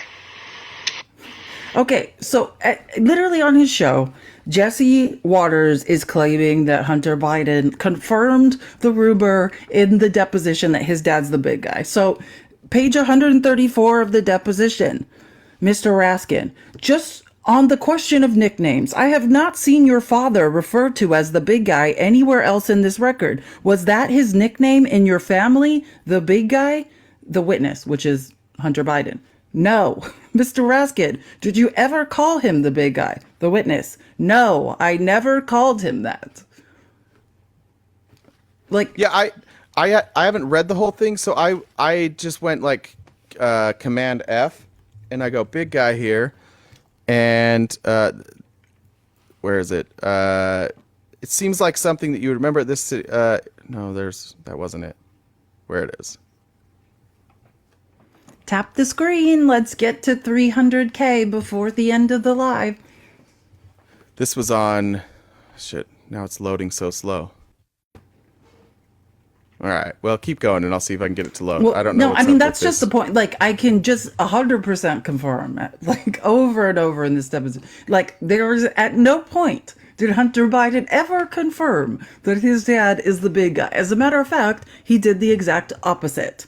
So we can move on from that lie. So okay. So I don't have to keep looking. Oh no, yeah, no, that's unnecessary. So here's the next little clip that just annoyed me from Jesse Waters. Okay. What about the diamonds the Chinese kept giving you and you kept losing? Well, Hunter said it probably wasn't even a diamond. It was just a stone. So the Chinese bought $23 million in diamonds, gave it to Hunter, and Hunter didn't think it was worth anything and threw them out. Okay? But then he says That's the way the Chinese do business. Quote. Okay, so first of all, this is okay. So let's get into this. So this has to do with the chairman of CEFC, Ye Jianming or whatever. So I'm trying to think of what part of this I want to read.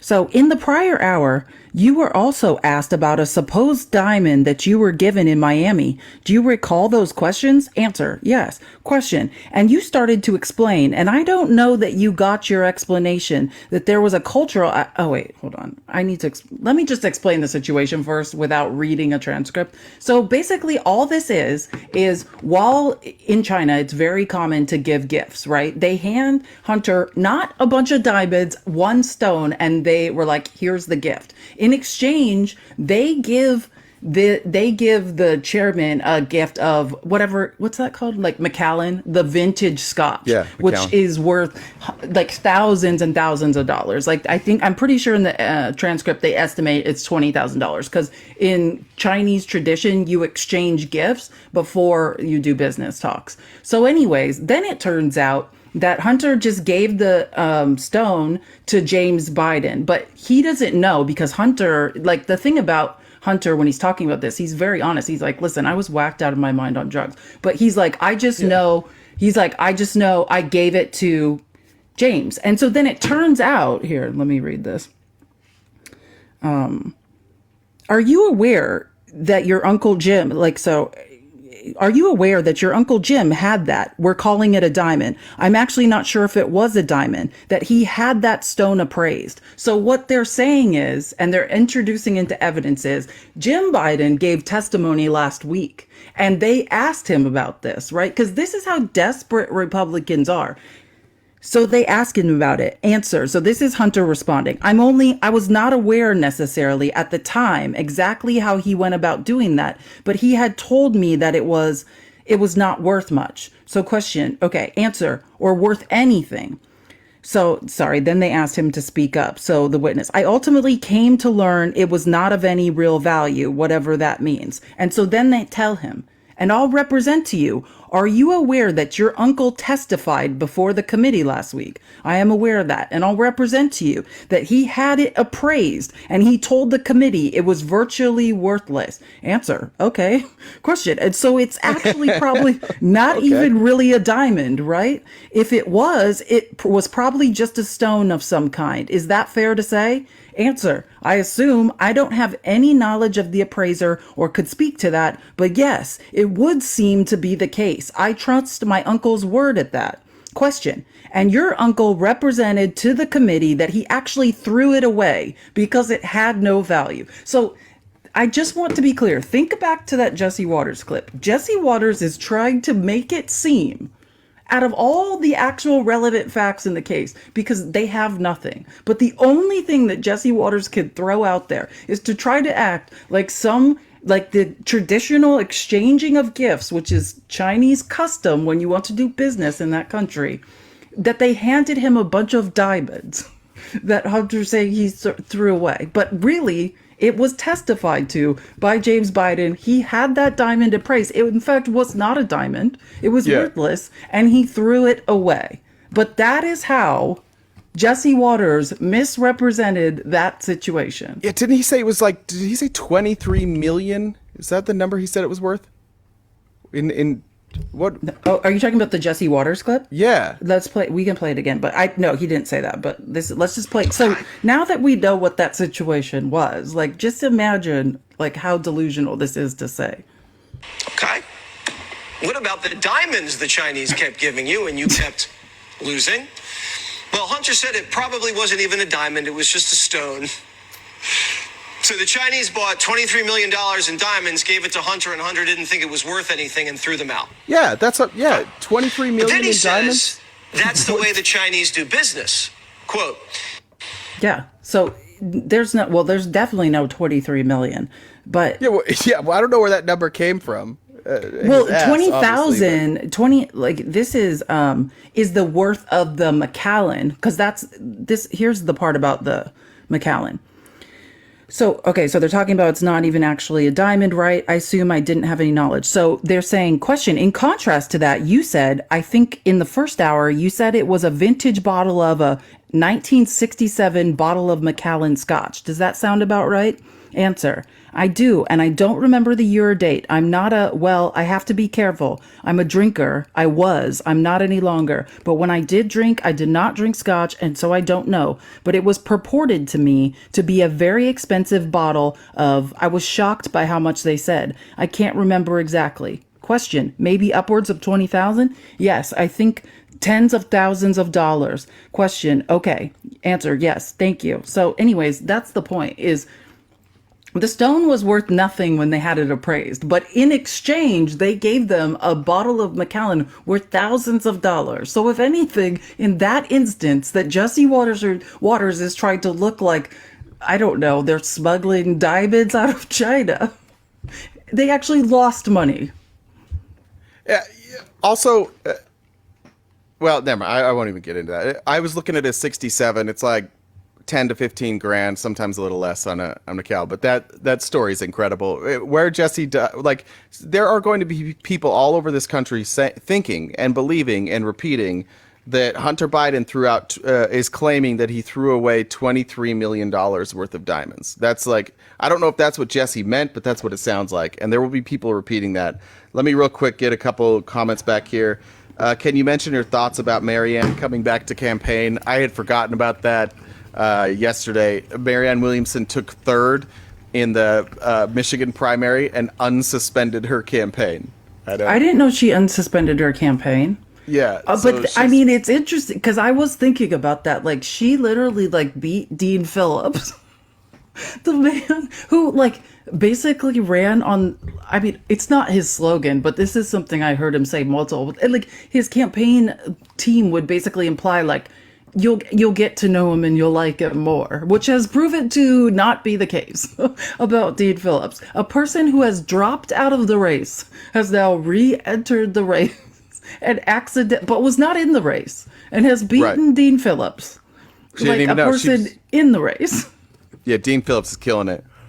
Angela says, PSA, if you're in Ohio, this one's tough. I think there might be some. I may be missing it, so help me out.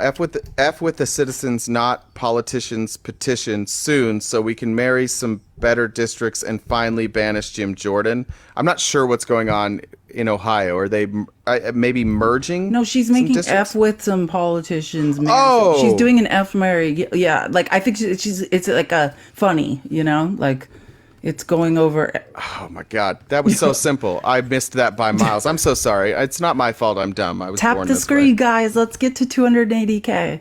I was so confused by that. Zach, you're like, what's going on in Ohio? That's an embarrassing mistake by me. F. Mary banish Shapiro, Candace Owens, Donald Trump. For me, Trump for sure is banished. Wait, read the one about Ohio again, because I didn't get to hear the full thing. What did it say though? I just want to hear it all the way through. It's okay. So if you're in Ohio, F with the citizens, not politicians. Petition soon, so we can marry some better districts and finally banish Jim Jordan. Yeah, that's a good one. That's funny. Okay. I like that. Okay, sorry. I'm bad at that. F. Mary banished with, what was it? It was Trump, Candace Owens, Shapiro. Trump's gone. Wait, Josh Shapiro, the governor? Ben Shapiro, not the governor of Pennsylvania. Because I was definitely. I was like, I love Josh Shapiro, but of course it couldn't be him. So this is much worse. So Trump, Candace, and I mean, Trump's gone. Marrying Shapiro because I think he would do a good job with our finances. I think he's got a lot of money and he would manage it well. And then Candace is getting a one-nighter. I'm marrying. I can't. Oh man, I don't want to do either. I don't know if I can't spend the rest of my life with Ben Shapiro. I can't. That's true. Yeah, I can't do it. I have more sympathy for Candace. At least Candace is an African American woman. I'm definitely gonna have to marry Candace. Okay, but that means you do have a one-nighter with Ben Shapiro. Hate F, maybe, but I can't. There's no way I can wake up to him, that nasally voice yelling about anti-trans stuff and meritocracies. I cannot. I cannot do it. pro tip with Shapiro: bring the lube because you're gonna need it. Jackie says nothing witty to say. Have a wonderful weekend, guys. Thank you, Jackie. And then did I miss Marks? Maybe. Oh yeah, these are your favorite. Why couldn't the screen? Sorry. Why couldn't the pony sing a song? Oh, why? I can't wait. It was a little hoarse. Oh my gosh, that's a real. I really want to write that one. That one's a really because My Little Pony. That's what that makes me think of. Let me make He sure was a little horse because it's a small horse. That's amazing. I love that one.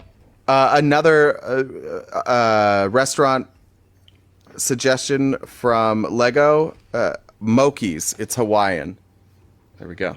I feel like I've heard of that place or have been there.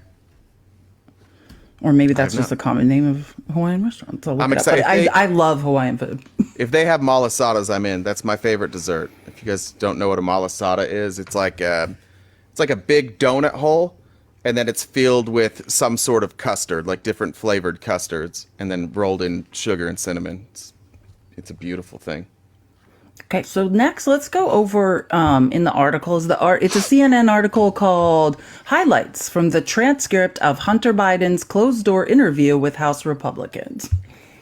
While you play that, give me 1 second. I gotta go to the bathroom. Sorry, I thought I was gonna make it. Okay, good.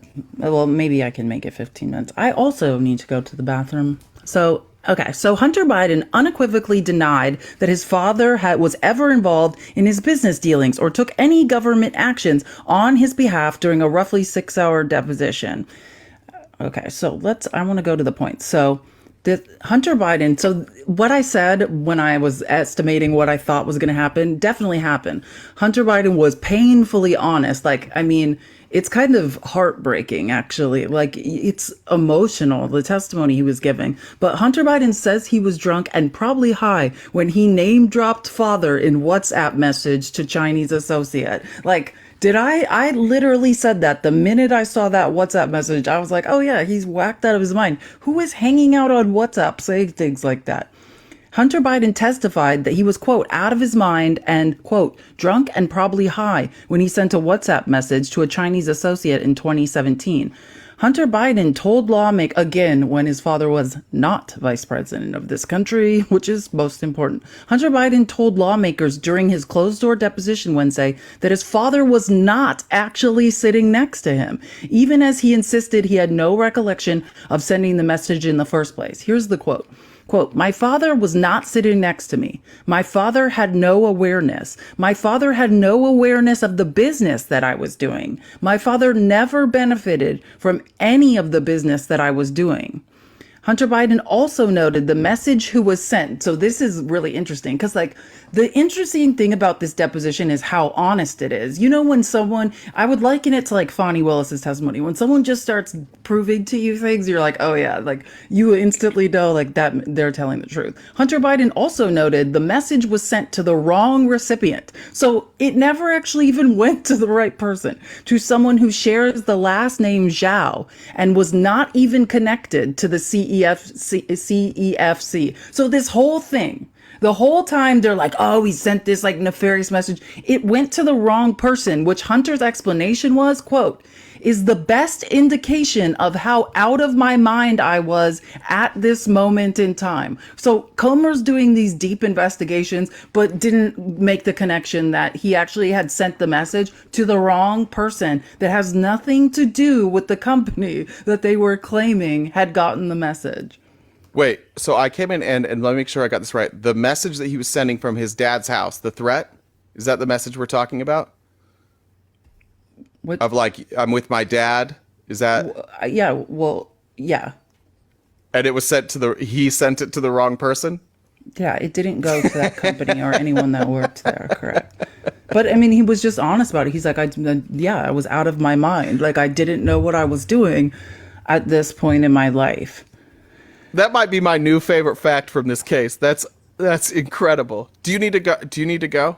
No, it's okay. The comment came during yet another combative exchange between Hunter Biden and House Republicans, with the president's son calling their questions ridiculous and lawmakers accusing him of filibustering. What I'll say about Hunter Biden is, in this his intelligence, he's been sober now for 4 years, not unlike myself. maybe we should date. No, he's been sober now for like 4 years. And this man is a Yale educated lawyer who is extremely intelligent, is what you learn from this deposition. Like, not to say the Democratic Oversight and Accountability Committee didn't thoroughly do their job as well and bury the Republicans. But Hunter Biden, I think, like I said, I think he deeply regrets everything he's done. I think he's put his dad in a horrible position and came there to set the record straight, to tell the truth, but also make Republicans look dumb in the process. And he did. Like, this deposition was a thing of art. Like, he relentlessly was like terrorizing Matt Gaetz. Like, Matt Gaetz was tormenting him about one point, like cruelly tormenting Hunter Biden about his drug use. And Hunter Biden was like, "Are you the best person to be asking me about doing drugs?" Like, it's hilarious. It's just like, okay, so Hunter challenged GOP to prove that he sent money to his father. So during a heated moment in the deposition, Hunter challenged GOP lawmakers. Okay, quote, here's the quote from the deposition. "I appreciate the job that you have. I truly do." That's the other thing. He was like so gracious, but they just kept attacking. I truly do. "I appreciate the job that you all have, but I'm telling you this, is that if you can show me where any money that I've ever had went to my father, other than, for instance, the repayment of the $1,300 for a loan for a truck," okay, Hunter Biden said. The quip was sparked by a comment from an unidentified questioner. So these people are just yelling at him, right? It's not even the person's turn, and he's yelling like that he ripped off your business partner, right? Hunter Biden was referring, so that's at the point where he brings up, like, show me other than $1,300 where I sent any money to my father. So asked about a 2017 email from a business associate suggesting that Joe Biden, then a private citizen, should have a financial stake in a business agreement that Hunter Biden should hold money, quote, for the big guy. Hunter Biden said that was, quote, pie in the sky. "All I know is that what was executed in the agreement, and the agreement didn't have anything to do with my father," end quote. It's I was laughing at like how spectacularly this is falling apart, but I was thinking about like just what story is more believable, that a person in the midst of an addiction who has had multiple people say like, yeah, his dad wasn't involved. What makes the most sense with the 10% for the big guy? That somebody who they have never been able to prove got a single dime, who almost every witness has testified he had nothing to do with the business. What's more likely, that he convinced them all to hide that, and he has somehow hidden that 10% himself, where they can find no record of that money, or that Hunter Biden was maybe trying to get himself another 10%, or that there was somebody else that he was going to pay and he pretended it was going to his dad? Like, which one of those makes more sense? And then again, when we find the 10%, the only instances where there was an exact 10%, that money went to Jim Biden. So it just, if you're looking at this from a logic standpoint, when you're looking at this of like, what's the most likely scenario, it never boils down to Joe Biden being a criminal. It makes no sense. The only people who believe that still are people who are desperate for Donald Trump to be back in office, and who will do and say anything, and have no problem with a man's personal pictures of him naked, pictures of him in his worst moments being spread all around the internet. Again, that is a crime.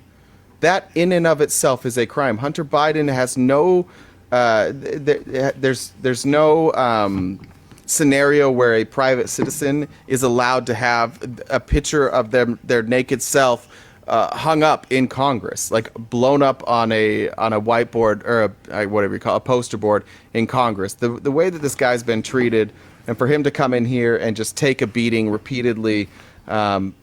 You said yesterday, you correctly predicted that he would come in and defend his dad, and he did that. And Hunter Biden is somebody that we should look to as somebody who overcame addiction, and is facing the consequences. And he's facing the consequences in a public way, in a way that none of us would ever have to face. His entire life is being ripped apart. And for the charges that he's actually facing, tax evasion and getting a weapon while he was a felon, for those, like, none of us would ever be called before Congress, have our life ripped apart, have all of our emails and phone records subpoenaed, our text messages subpoenaed, our bank records subpoenaed, and that would never happen to any of us. So for the crime that he has been accused of committing, this is the two-tier justice system. This is a private citizen with no connection of a crime to his politician father. Okay, so I just want to go over some of the gross stuff I just hit my microphone. Sorry. Some of the gross stuff that Gates did. So this is Mr. Gates. Okay, my apology. Skeletons of his family may make it hard to put us through the ringer in pursuit of the office. It's just pure bullshit. It continues regardless. He's still using that line by proxy. He doesn't say it himself that directly, but all of his advisors do. Do you recall sending that? The witness. No, I don't recall sending this, but I can tell you this, Mr. Gates. Number one is this. This is supposed to be me to my daughter, February 22nd, 2019. And I'm literally on a daily basis trying to kill myself. It had nothing to do with business. It doesn't have anything to do with anything. It's me complaining in every different way, shouting out at the world, and literally in complete and utter agony. And my beautiful daughter is literally trying to save my life and reach out to me. And I go on a tangent and a tirade and I act like a child and I say things that I would never, ever, ever, ever want to be read because they don't resemble anything resembling the truth about the way that I think about my dad, who literally was also at this time trying to save my life. And so I don't know what you're trying to get at here. Like, I'm literally, it's sickening.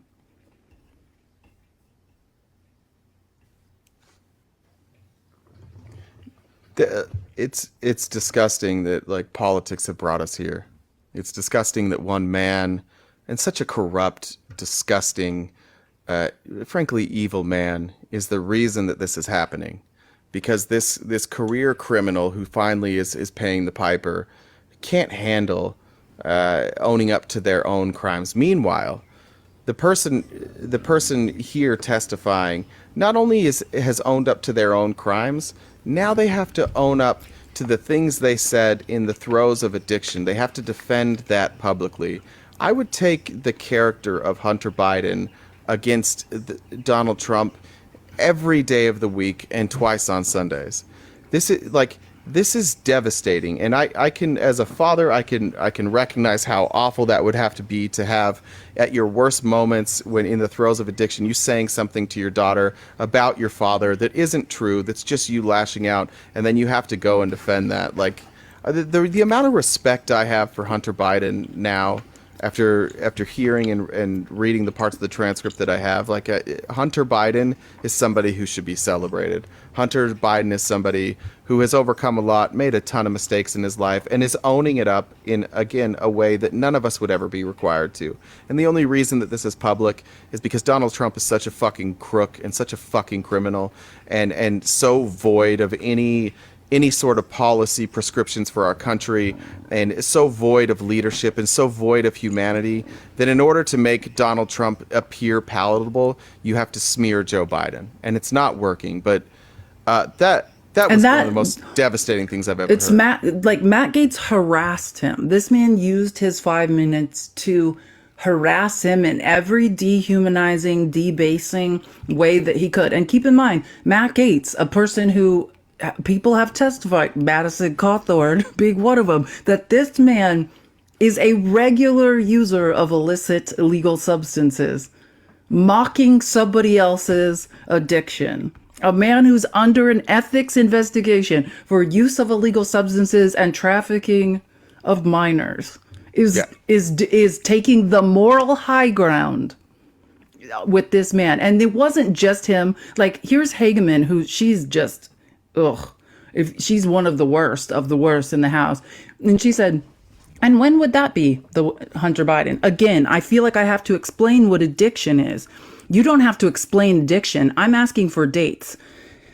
Hunter Biden. Okay, I don't have, because if you understood addiction, you don't necessarily have dates. The one date that you remember is this. You remember the day that you quit. And you remember the day that you first started when you were 11 years old and you had your first drink. You don't remember all the times in between in which you weren't an addict, in which you got sober, in which you tried to get sober, in which you had long stretches of sobriety during that period of time. And I mean, everybody knows this. Everybody has someone that they love that's gone through this.